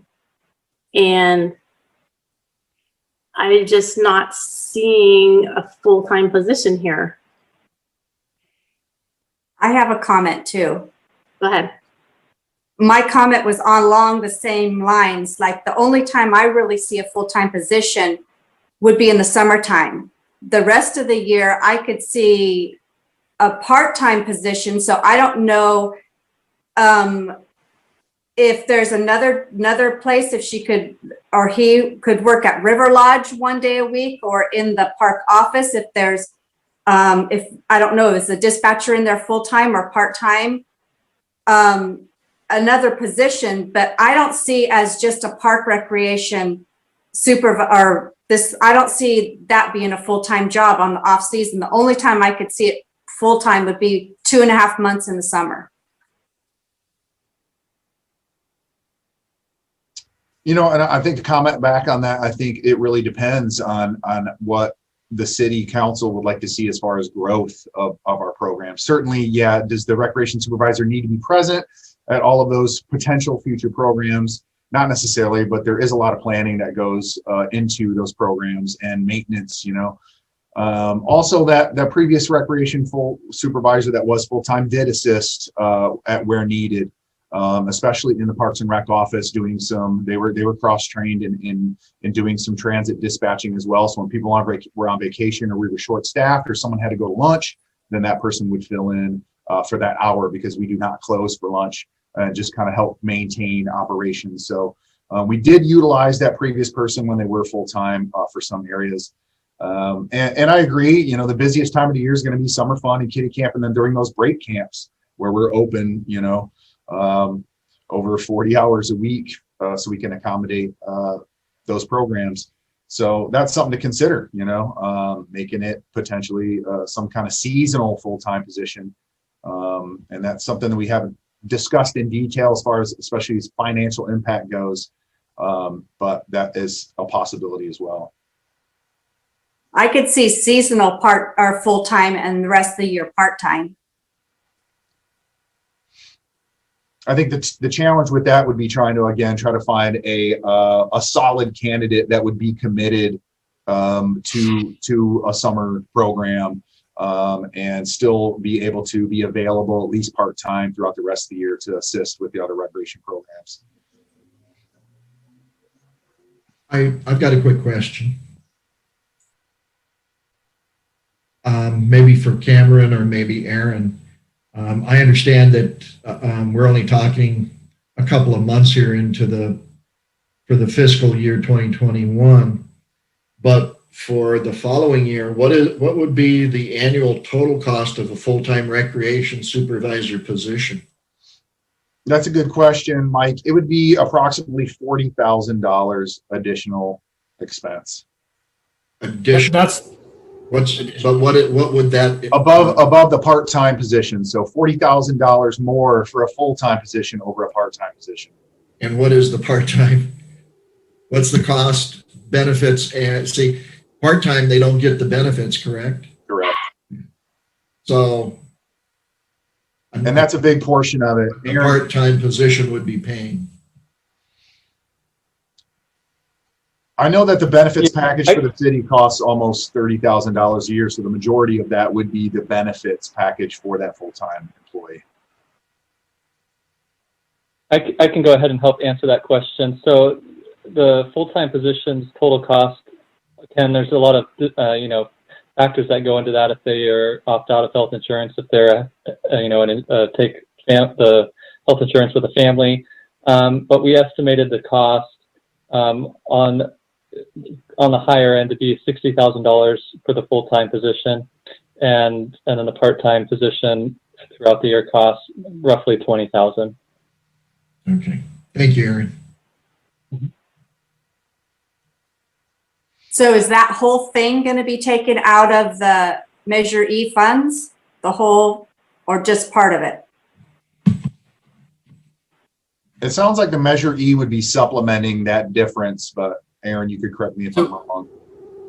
Yeah, Aaron can answer this, sir. But essentially, the additional funds would increase the reliance on general funds of Measure E dollars. So we would have reduced programming capacity in Measure E. So this isn't one of the potential projects that we took to Measure E for consideration. Cameron came to us, right about the same time as the last Measure E committee meeting with this request, so we didn't present it to them. But the additional $40,000 or $50,000 that this position would take would reduce the programming that Measure E has. So even though it doesn't come directly from Measure E, it would increase the deficit of the general fund, and we would have to transfer Measure E funds to cover that. I have a question about that. Sorry, Mayor.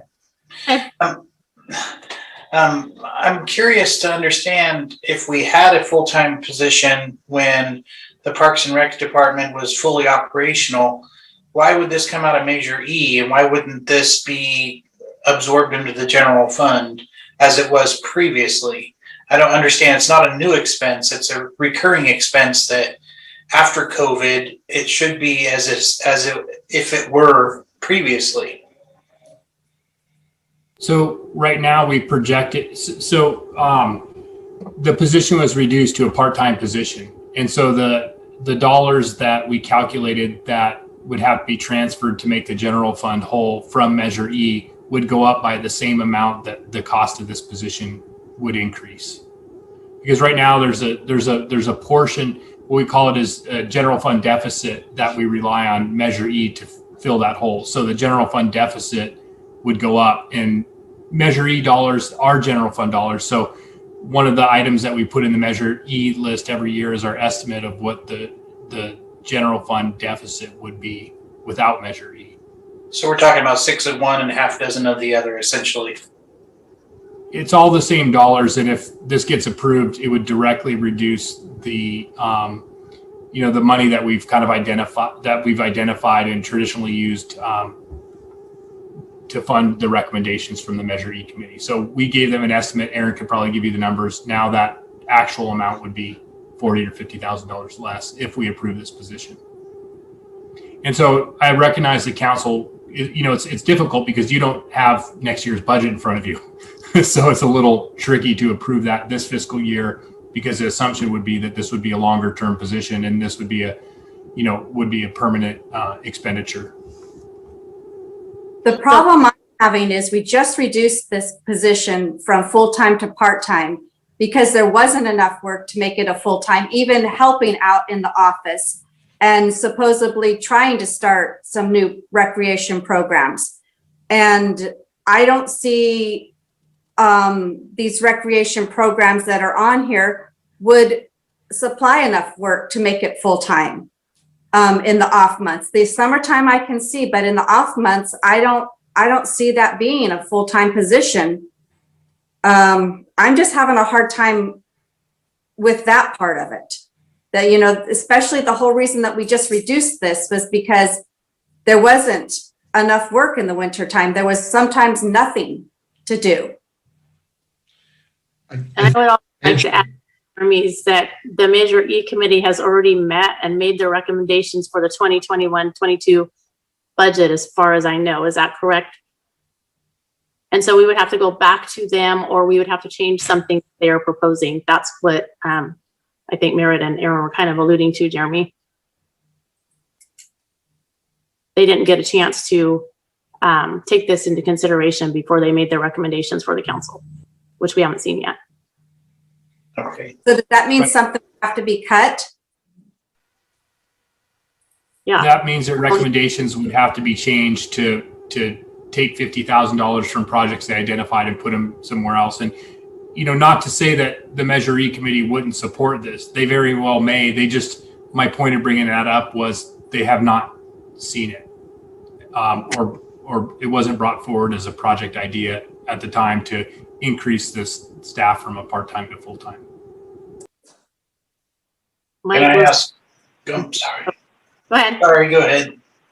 I think Mike Lucy had a question, but go ahead, Jeremy. And we'll get Mike. Oh, Cameron, can I ask you if you feel like you can keep this person busy full-time? Because I won't claim to understand what you do every day to keep yourself busy, and what I do every day to other people. They might not see how I stay so busy, and so on and so forth. So I'd like to hear your perspective on keeping that employee. Yes, I do. Of all my departments, I feel like the recreation division has the potential for the most growth. So I certainly do feel like having one full-time employee would allow for that growth. And to kind of put it in perspective as far as other comparable local cities, city of Arcata, for example, a little bit larger than the city of Fortuna. And to me, they kind of set the standard as far as local recreation programs, and they have 5 full-time recreation specific employees. So it's really about the investment that you want to make. The more of an investment we make into recreation, then the more programs that we'll be able to offer. So I certainly would be dedicated and committed to making sure that that person is held accountable for expanding programs, improving existing programs, and making more offerings for our public to be able to utilize. And those 5 people, Cameron, do they run the Arcata community pool? No, they do not. Nope. Okay. Just recreation programs, no parks or anything involved, just recreation programs. They do some facility rentals out of their office as well, but recreation only. Okay. I had a real quick question. Just for clarification, prior to COVID, we did have a full-time recreation supervisor, and then because of COVID, that went to part-time, and then even that part-time person left? No, the previous full-time employee just retired, and so that was during COVID. So we had finished our summer fund, that was completed, and that person was already planning on retiring at the latest December 31st of 2020, and she decided to retire a little bit earlier in September. And because of COVID, we weren't able to offer any recreation programs. We figured, you know what, let's save some money. Why hire now? Let's wait until things start to open up. And so when things started to open up and we moved into the orange tier, I felt like it was time to fly the position as a part-time, which we did, and we were not successful. I had one applicant, and that applicant did withdraw their application. So my fear is that if we fly the position again part-time, I'm going to have the same result. Whereas obviously if that's a full-time position, it's going to be highly desirable. People are looking for those full-time benefits and are typically a lot more committed as far as retention goes with a full-time employee over a part-time employee. So it would certainly enhance our department to be able to have someone who's more stable and has a lot of enthusiasm and commitment versus a part-time employee. What time period did we have a full-time recreation supervisor before she retired? 18 years. Okay. I just personally, I think the recreation department is very important and extremely important to offer as many programs as we can to the public. And I agree with that, Mike, because you know how passionate I am about youth, but my problem is in the past, we had our summer fun programs, then we would have a week at Thanksgiving or President's Week when the kids would be out of school, we would offer something. We would offer 6 weeks of hot shot basketball, which was just a Saturday thing. And that was it. And so we had this full-time person, and I'm not really sure that we got $60,000 worth of benefit from having that position because there was just not that much going on recreation wise for the kids for 30 years. My oldest is going to be 35. And since he was 5 years old, we haven't changed anything. And it's not, I think we spent a lot of money, but I don't think we've changed anything. And so that changed something. What? We've added the pickleball program. Well, yeah, that's not that's for you old people. It can be for anybody, any age group. Pickleball because it looks fun. Well, but I'm frustrated that we have had this position, but I don't feel like we have had a strong recreation program, and we paid out all that money for all those years. I agree, Sue, with some of that, and I think that now is a good opportunity to change that. Why keep doing the same things that we've been doing year after year? Here's a good opportunity now that you have a Parks and Rec director, because there was a long period of time where that recreation supervisor didn't really have a supervisor. There was no Parks and Recreation director for 5 years. So perhaps, there was a comfort level there, complacency, and I want to change that. I really do. I see a lot more potential and growth in recreation. And so, I want to change that viewpoint that you might have or other citizens might have that, it's kind of just been the same thing over the years. Well, I feel like, bringing in someone with a fresh perspective and a lot of energy who's new could turn that around. And with my oversight and my direction and assisting that person with those programs, we can make a difference, and we can create a new standard for the recreation division. I have one more question. Should this go back to the Measure E committee before it comes to us to see if they want to take something out and replace it with this, or let them make that recommendation, or are we going to have to take their recommendation and take something out to put this in? Aaron might have. I think if the council wanted to. Go ahead, Merritt. If it was really, that's up to the council. I mean, it's an advisory committee. We'd have to call a special meeting and get them to weigh in. If the council felt that was important, we could ask. It's going to take some time. I know that, Cameron is asking for this position in advance. It takes a while to advertise and fly a position and actually get through the hiring process. But if the council really wanted to have or had to have the Measure E committee's seal of approval, then what we'd have to do is call a special meeting and bring them together and then bring back the list of projects they approved and get their opinion. We could do it. It'll be at least a couple of weeks if we add that, and then we'd have to come back to the next council meeting. So I'm guessing it would be a 4-week delay, but we could do it. Cameron, do you think that, I'm looking at your potential list, and do you think that we're going to cross over with the McLean Foundation once they get their programs up and running? Do you think we're going to be offering double, or are they going to step up and offer any of these types of things, do you think, or do You you know, have? I've had conversations with them in the past, and I can't speak for them, but I know that they don't want there to be crossover. We don't want to step on their toes, and they don't want to step on our toes. So I think it's a goal to be in alignment with that. We're not going to create programs that others might not offer. And some of these, you know, certainly like something like, you know, a art and wine night or something like that. I think it would be fine if we offered it, you know, a few times a year, and then they offered it a couple times a year. You know, I think the more times we can offer events like that, recreational type events like that, the better for the community. But I don't see them, because they don't have a gymnasium, they don't have sports fields. I don't see them competing with us as far as the sports recreation side goes. Okay. Anyone else have any other questions or comments? I have a question for Aaron. I'm curious to know if the revenues from the recreation department, as they start to open up more and more, will that help offset any increase in the cost of a supervisor position? I think, I mean, that's a good question.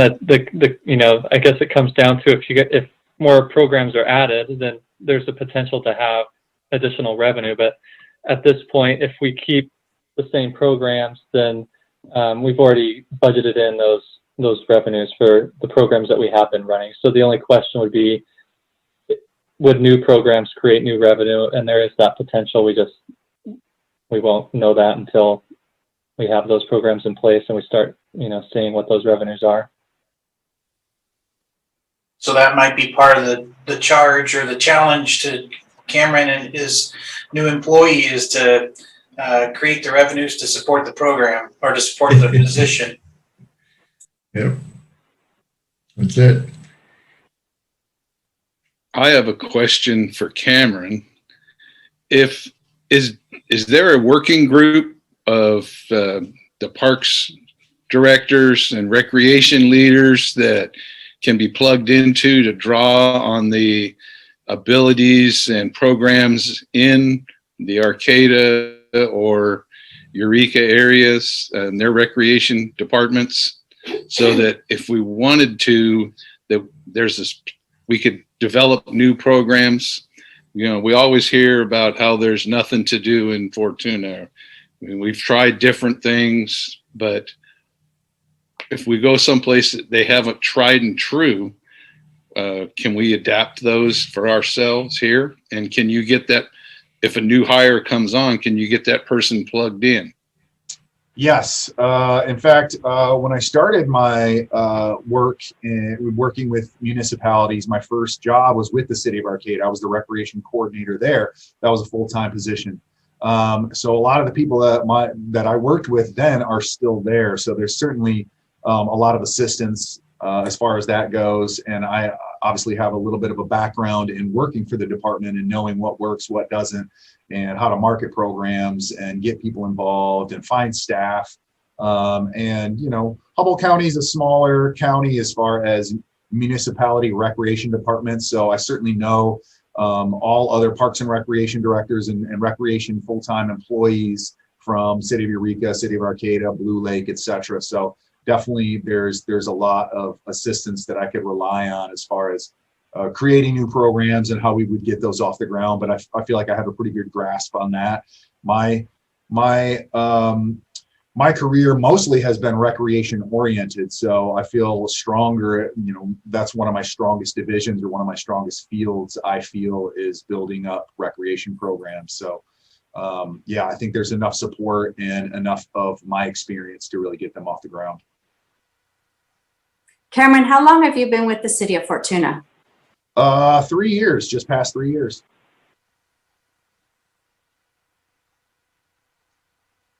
Anyone else have any comments or questions?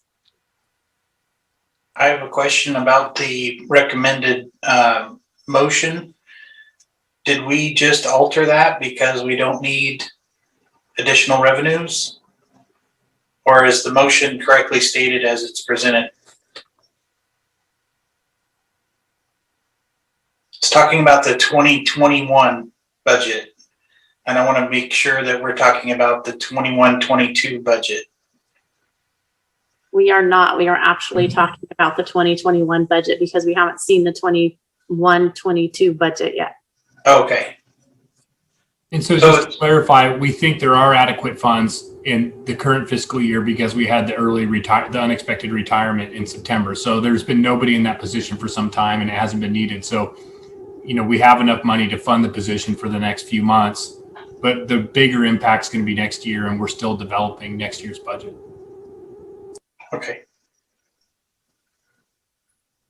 And of that 60,000, Aaron, does that take into consideration any of the kitty camp fees or anything, or do those just kind of pay for the extra part-time people that we end up hiring and it doesn't really affect the $60,000 amount? Yeah, historically, the cost of the part-time rec coordinators and rec leaders are mostly covered. Depends on how many kids we have. Sometimes they are, sometimes they aren't. But you know, the $60,000 for the recreation supervisor position, unless we start doing a whole bunch of new programs to find revenue elsewhere, would all, you know, have to come from the general fund. It wouldn't be able to be supplemented by revenues. Okay. Can I say one more thing? Yes. I don't want to sound like Miss Negative, but I really don't think it's a full-time position all year. But if Cameron thinks that he can get enough extra recreation, I would love to have more things for everybody to do. I can see it's getting dark in this room. And then if you could report to those and show us that new programs have been developed and what their income, you know, comes in, I'm willing to give you the opportunity to do that. But I really want to see new programs and new stuff. I don't want it to be like it has been the last 18 years where there's been nothing new and we've paid a full-time person to do basically nothing through the winter months. Challenge accepted. Okay. Well, you know me, I am all about the youth, but I'm also very money, you know, I like to hold on to our money. I like to spend it wisely, but there's nothing better that we can invest in than our youth. And so if we can actually take this money and do that, then I'm in. But if we come to the end of 2021, 2022, and we haven't increased anything, I'm going to be saying we need to ditch that position. So I heard you say challenge accepted. There you go. Yep. All right. Okay. Madam Mayor, I'm prepared to make a motion All right. if we're ready. Oh, did anyone from the public have any comments? No hands? Nope. All right, we'll close public comment. Go ahead, Mike. Okay, I move to authorize the allocation of a full-time recreation supervisor position and eliminate a part-time recreation supervisor position into the fiscal year 2021 budget. Second. We have a motion and a second. Sienna? Councilmember Johnson, Yes. Councilmember Losi, Yes. Councilmember Stanfield, Yes. Mayor Pro Tem Trent, Yes. Mayor Long. Yes. All right, thank you guys. Lively, good discussion. Thank you. Okay, you got it, Cameron. Made my night. All right, city managers report. Okay, so we're going to be scheduling all of our CDBG donors to show up. We're going to have Cameron back. No, just joking. We've got a lot of council meetings with a lot of accountability coming up in the just a few things. This does have to do with the Parks Department, but our Parks Department is gearing up for facility rentals, youth sports, and other events which were delayed or postponed due to COVID. So one of the things that we have going on right now at the city is a big effort to fill those positions which are temporarily frozen. So not only does Cameron need to worry about the recreation supervisor, but he has all those vacant positions that will now need to be filled, including the conference center coordinator, recreation leaders, etc. So a lot of hiring in the Parks Department right now. One of the other things, and Cameron's also working on this, is we're assisting Rodeo and Auto Expo. They generally have put together their own plans, but we've been working with them to just go through that review, provide some figures, and we'll be helping to coordinate a meeting with county staff in an effort to really push and try to get those projects approved. And So we're very hopeful that those can get approved. There's a lot of modifications, and we're looking forward to continuing to work with Rodeo and Auto Expo. We also are continuing to monitor the rollout of the American Rescue Act funds and do what's necessary to make sure that the city's in a position to use the funds. So working with the finance director, we have everything that's in place. We're expecting to see guidelines for how those funds can be spent coming at the beginning of May, and the first distribution of half of those funds coming in sometime in June. So we're expecting somewhere around $2.3 million total. Continuing to work on developing a plan for the city's compliance with SB 1383. There's a lot of pieces to this, but one of the bigger ones is considering how we modify the city's franchise agreement. And then, lately I've been participating in an ad hoc committee to the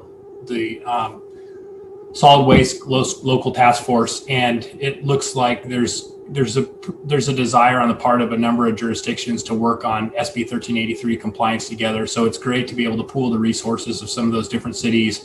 We have some calls coming up with Cal Recycle to discuss compliance and specifically answer some of the questions that we've gotten from council members. And so I look forward to bringing that back. And again, I'm spending a lot of time right now really trying to think through this before we bring it back to council and have a lot of those questions answered. So with that concludes my staff report. Thank you, Merritt. Anyone have questions for Merritt? Mayor, there's a person of the public that has their hand up. Thank you. So this is typically not time for public comment. What did we miss? It was up right after the public comment. So I don't know if they just missed the public comment on the last item. It's been, her hand's been up for a while. So I don't know if it was the last item they wanted to. I'm waiting for public comment regarding issue 7, number 7. Well, you actually missed public comment. This is time for city council reports and comments, but since you did not know that, go ahead.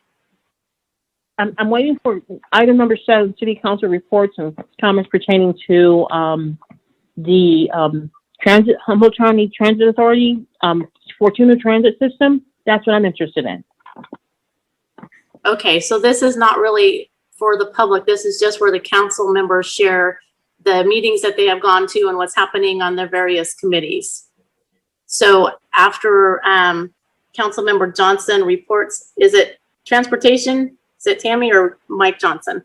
I have Humboldt County Transit, but I don't deal with the Fortuna Transit. I would suggest if you have questions on them to call the Parks Department tomorrow and talk to Cameron about the transit. Okay, I was advised to attend this meeting to talk here regarding comments pertaining to the Fortuna Transit. I'm sorry, that's all, but I'll do that. Okay, thank you. I think you just got misdirected. I'm sorry. Mayor Long, I didn't go over the upcoming meeting dates. If you'd like me to do that, I can still run through those. Okay, go ahead. So the next regular council meeting is on May 3rd at 6 p.m. And then we have 2 special budget workshops planned. One is on Thursday, May 6th, and that's at 9:00 a.m. That'll be by teleconference. And then also on Tuesday, May 11th at 9:00 a.m. Those are both special budget workshop meetings. The next planning commission meeting date is April 27th at 6:00 p.m. And the next scheduled Measure E meeting date is September 21st. And our next Roner Community Recreation and Park District meeting date is May 5th. All right, thanks, Merritt. Okay, now moving on to council member or future agenda items. Anyone have anything?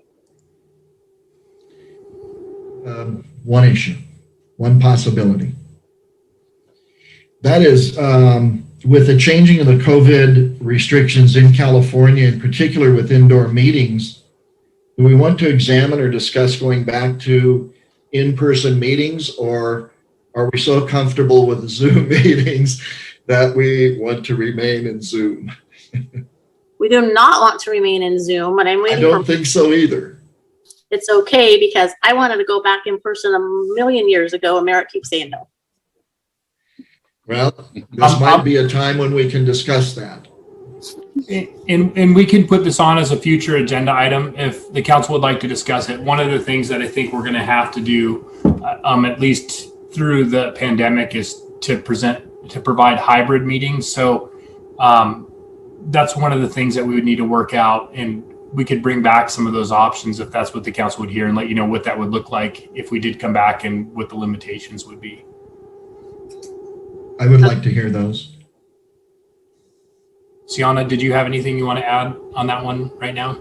No, I agree. It can be brought forward at a future meeting. Keep in mind, we'll have to formulate a plan for hybrid meetings, so members of the public that are not willing to come into the council chambers or city hall are still able to participate. So if we can work to find a mechanism to do that, I think it would be fine to allow the council to meet in person and then still have access to the meeting outside of city hall. I'd just like to make one more comment, Mayor Long, if you're amenable and the council's amenable, just in accordance with the Brown Act and allowing for, public to have access to this meeting. I know the individual on the line didn't make the public comment portion that was for items not on the agenda. And if the council agrees, I think it would be a good idea to let her state her comment before the members give their reports, just to allow her that time as she stayed on this entire time to be able to comment on the transit item. I took it as more she had a question regarding transit, which we cannot answer, but if she would like to comment, that's fine. So ma'am, are you still on the line? If you could please state your name for the record, I would appreciate it. Yes, I am still on the line. My name is LaTanya Jacob. I do have questions pertaining to the Fortuna Transit System. I had been speaking with Mr. Cameron, and I was informed that I had to, or suggested that I attend the meetings today or tonight to discuss any questions, comments, concerns, or get information pertaining to the Fortuna Transit System. Certainly, and I appreciate you staying on all of this time to get that information. I'd just like to clarify in terms of public comment. So this evening, the agenda states each council member has a report that they make based on a committee or commissions or boards that they serve on outside of the council. We don't typically have an exchange between council members and the public for items that are not agendized. And the transit item is not agendized as a business matter or a discussion item in any other portion of the agenda. So tonight, for the sake of your comments, you're welcome to address the council, and you can pose your questions and make a statement in a general, public comment scenario, but the council is not going to be able to engage in a question and answer discussion with you this evening. Okay, I did submit an email. It did go to Buffy. I'm sorry, I don't remember the last name. Yes, she's our deputy clerk here. And then it went to the city clerk. Mm-hmm. So those are the two people I submitted my comments or my questions to. Particularly, I just wanted to know, the Fortuna Transit consists of, what I understand, of 2 buses and a van, or 2 vans and a bus. And I'm just wondering, people who are not 50 years of age or older, or disabled, but do require them to or want to use the transit system, what option do they have if they're not taking the dollar ride, which is what you're using as your transit? That's one question. And I need to know who is working on the survey so that we know what the people of Fortuna want in terms of the transit, because I would be really interested to find out and hear just what the people are, what they want, where they're at with it. And if they are okay with just what they have right now. Okay, so Mayor Long, I would suggest that I give her a call back tomorrow with our parks director who oversees our transit. We'd be happy to run through those questions with her. Thank you. That would be totally appropriate because, like we said, it's not on the agenda, so we can't really talk about it in a council public exchange. So thank you. I'm sorry you stayed on long for us not to answer you, but if you could get in touch with the city manager and the parks transit supervisor tomorrow, that would work. Okay, thank you very much. Good night. Good night. Okay, city council reports. Mike Johnson. Yes, that was, by the way, that was she spoke and made a comment during our last HCOG board meeting, and I recommended that she attend the council meeting today to make a comment and to perhaps get in touch with Cameron. And that's how she ended up calling with that specific item tonight. Unfortunately, she didn't come in till after like 6:15, 6:20, somewhere's in there. So, Okay. but anyways, on to my report. We did have an HCOG board meeting this last week. And we have received the Humboldt County Coordinated Public Transit Human Services Transportation Plan update. Quite a mouthful, but it talks about different areas of the county, meeting the needs of the transit ridership and items such as that, and coordinating transit, because our transit system covers the entire 101 corridor and with different people, different services, and they coordinate together to provide that system. We also, items that I was interested in, and I think everybody else is, since it seems to be the most impediment right now, is the Last Chance Grade project. And as we all know, it's closed quite a bit while they work on the road and open it and close it again. But it's on budget, believe it or not, and it's on schedule for the realignment and rebuild, not necessarily that particular slide spot. And the alternatives are being weeded through, and there are 4 working groups that are coming to a conclusion as to which alternative will be chosen. And there will be a public meeting coming up in May, a scoping session open to the public, if you're interested to attend that, if anybody is. And the dollars that were used for the safety corridor project that were taken out of our funds for the District 1 Humboldt County area have been returned, and they've been programmed onto the trail, Bay Trail. It was sent to that project, and that will allow that project to be finished. So, but they have been returned to Humboldt County use. The other thing I attended was the TCPW, Transportation, Communication, and Public Works Policy Committee, and we heard a lot of different things, and we're introduced to a lot of bills, legislative updates.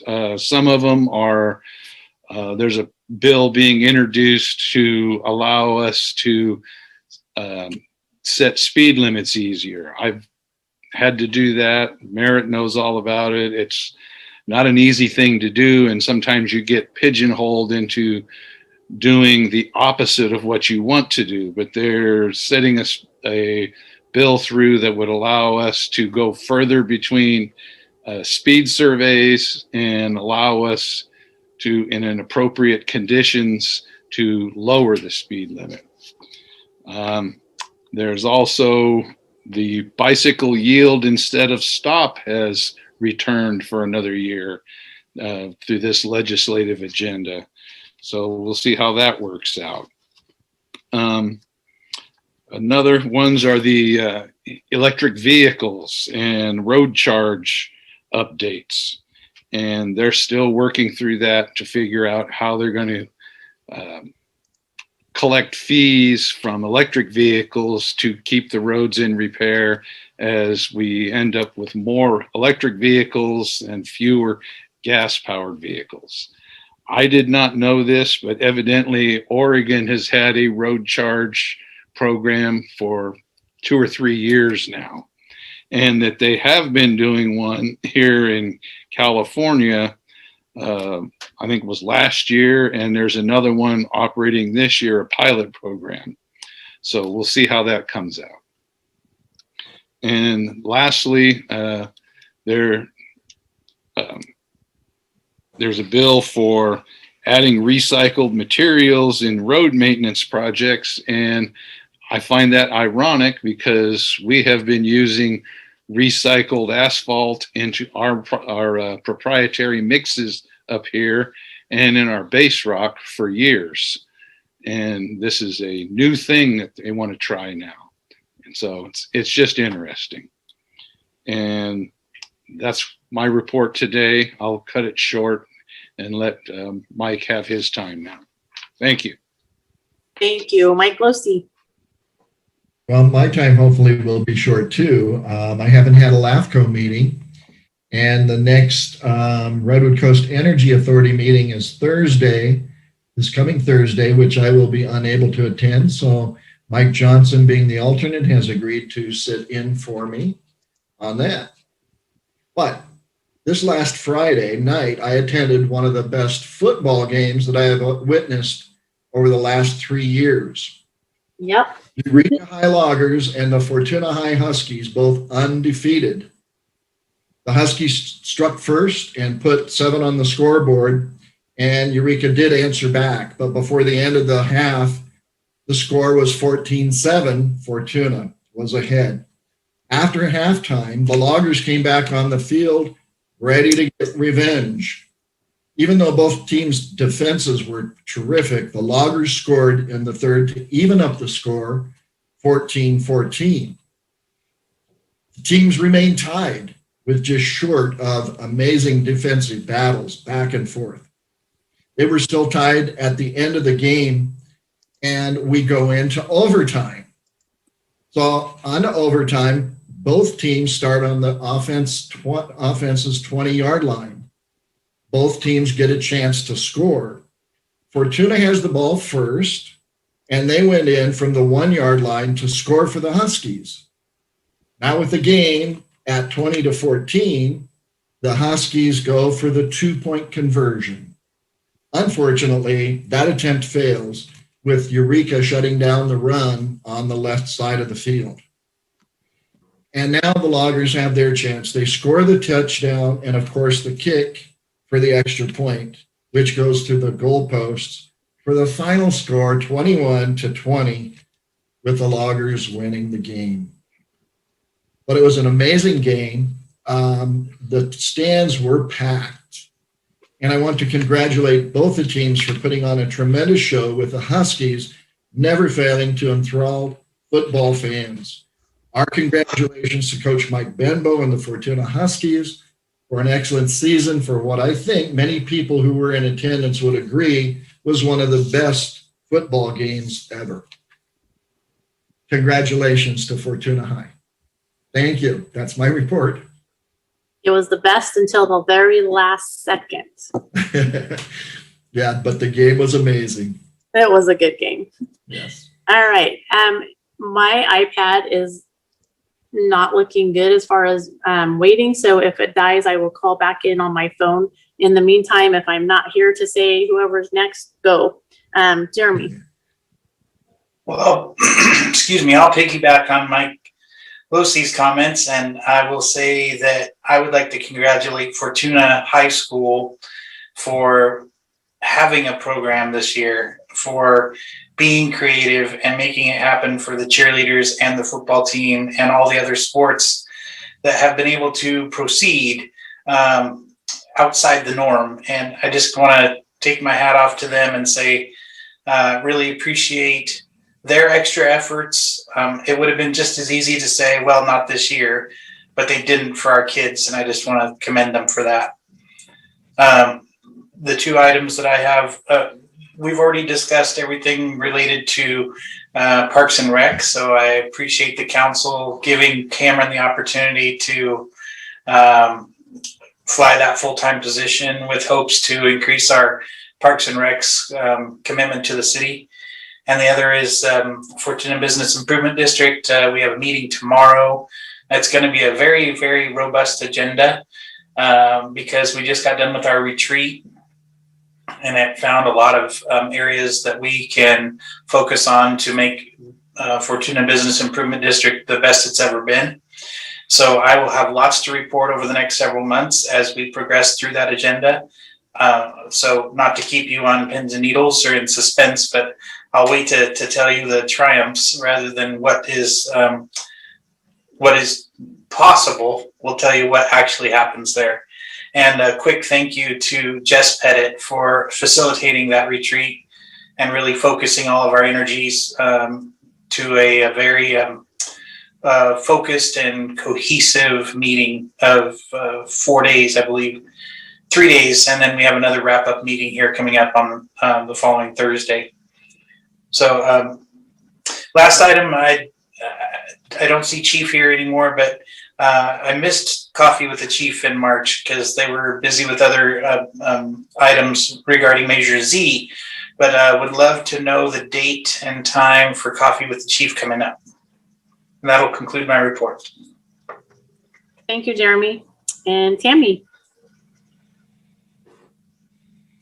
You're mute, Tammy. Unmute.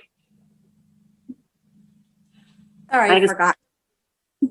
The Board of Supervisors meets tomorrow morning, and they will be making the our allocations that are recommended to them by Measure Z. So we're hoping for both of our officers and our radios to get approved tomorrow. So we'll keep our fingers crossed from that, and I'll report back next meeting. I suspect that we'll get the 2 officers, and we're hoping for the radios. And then I had my League of California Cities Public Safety Committee meeting. There's hundreds of bills on the books right now regarding law enforcement and public safety. We only went over a few of them on the bills, the ones that we wanted to take positions on. Some of them were AB 89, the peace officers' minimum qualifications. And this bill wants to increase the minimum age from 18 to 25. And unless they have a college degree, a 4-year degree, and they want to try to make it a little, I don't want to say more difficult, but higher qualified, which we discussed that. And a lot of the small cities, that will hurt them more because it'll be harder for them to get officers, not being able to have, start them from the younger age and put them through the academy, which those are some of the best officers that we do get. So we opposed that bill. And the next one was SB 387, and that's officers certification, education, and recruitment. And that's a bill establishing a statewide enforcement group, or I think through Post, to start educating at the elementary and middle school ages to recruit or to talk about going into careers of law enforcement, educating kids at a younger age about law enforcement and what it takes, and trying to get them interested in those jobs from a young age. And that'll be money that actually comes from Post and employees that would come from them. And then another one that they were talking about was AB 603, which, actually we supported that one too. AB 603, which is law enforcement settlement and judgment reporting. And this measure would require municipalities to post information on their website about settlements and judgments from improper police conduct. And that one was opposed because that actually goes into a lot of personal stuff, and they didn't feel that that was one that would be appropriate to do. And then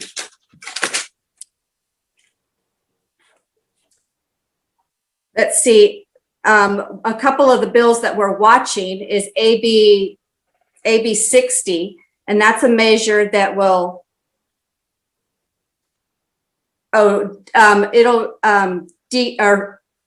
create a decertification program for law enforcement systems on, and this is basically to deal with bad police officers. If they've done something real serious, what the process they have to go through to get a decertification, so they no longer can go to another department to get a job. And SB 2, qualified immunity, that's a pretty serious one that they're keeping a close eye on. And that one is to provide protection. My iPad is about ready to go dead too, so if I lose you, I'm sorry. That one is one we're keeping a close eye on. And then there's also one that's on the books, SB 98, and that's Senator McGuire put that one on. And that one would make it to where law enforcement has to allow media to go behind the lines of a scene that they have secured off. So that one is one that we probably will oppose, but it's just in the watch committee right now until we get more information on it. And there was hundreds of more, so I'll be interested to see what our next meeting has and where we go on some of those. And that's all I have to report. All right, thanks, Tammy. So I too had those policy committee meetings. I had governance, transparency, and labor relations commission, and a lot of what we talked about in that one was COVID related. And honestly, I'm just so sick of talking about COVID related stuff that I felt like I was in a zone the whole time. The other one was my housing community and economic development committee. And again, Sacramento just insists on coming up with these crazy housing bills that are detrimental to our city. And we did end up opposing the one that is about the duplexes and splitting the lots and all the things. But there's just, like Tammy said, there's hundreds more just coming right behind them. And I don't know why Sacramento thinks they need to tell us how to run our cities, but it's very frustrating. So lots of discussion, lots of cities feeling the same way, and lots of senators thinking they know best. So spent lots of hours dealing with all of that, listening to all of that. I did have REDAC, and I'll have REDAC again and next weekend, next Monday night. And that's about all I have for reports. So we do have a closed session item. Madam Mayor? Yes. I apologize. I even wrote it down and I forgot to mention something in my report. The city of Fortuna is without an appointment for the FBID board. We had one recently, but he moved over to the planning commission. So we have another vacancy there, and I'd like to offer it up to the public to any business owner, manager, or otherwise involved citizen that has interest in Fortuna Business Improvement District. I would really encourage them to go ahead and apply with an application for an appointment by the city of Fortuna. And I apologize for the interruption. I forgot to mention that. No, that's okay. Good job. All right, so we do have one closed session item, conference with real property negotiator pursuant to section 54956.8 of the government code, vacant land along Eel River and 1320 Riverwalk Drive. The negotiating parties are city manager Merritt Perry for the city of Fortuna and Land MKey as negotiating parties. Under negotiations is the price and terms of payment. Does anyone from the public have any comments before we adjourn to closed session on that item? I don't think we have any public left, do we? Oh, a couple. Public? I don't see any. There was a couple. So, okay, hearing none, we will entertain a motion to adjourn to closed session. Motion to adjourn. I'll second.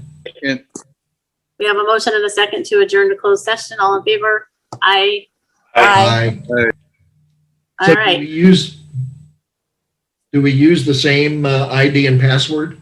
Yeah, just stay on. Sienna Okay. will take off and we'll get disconnected from access.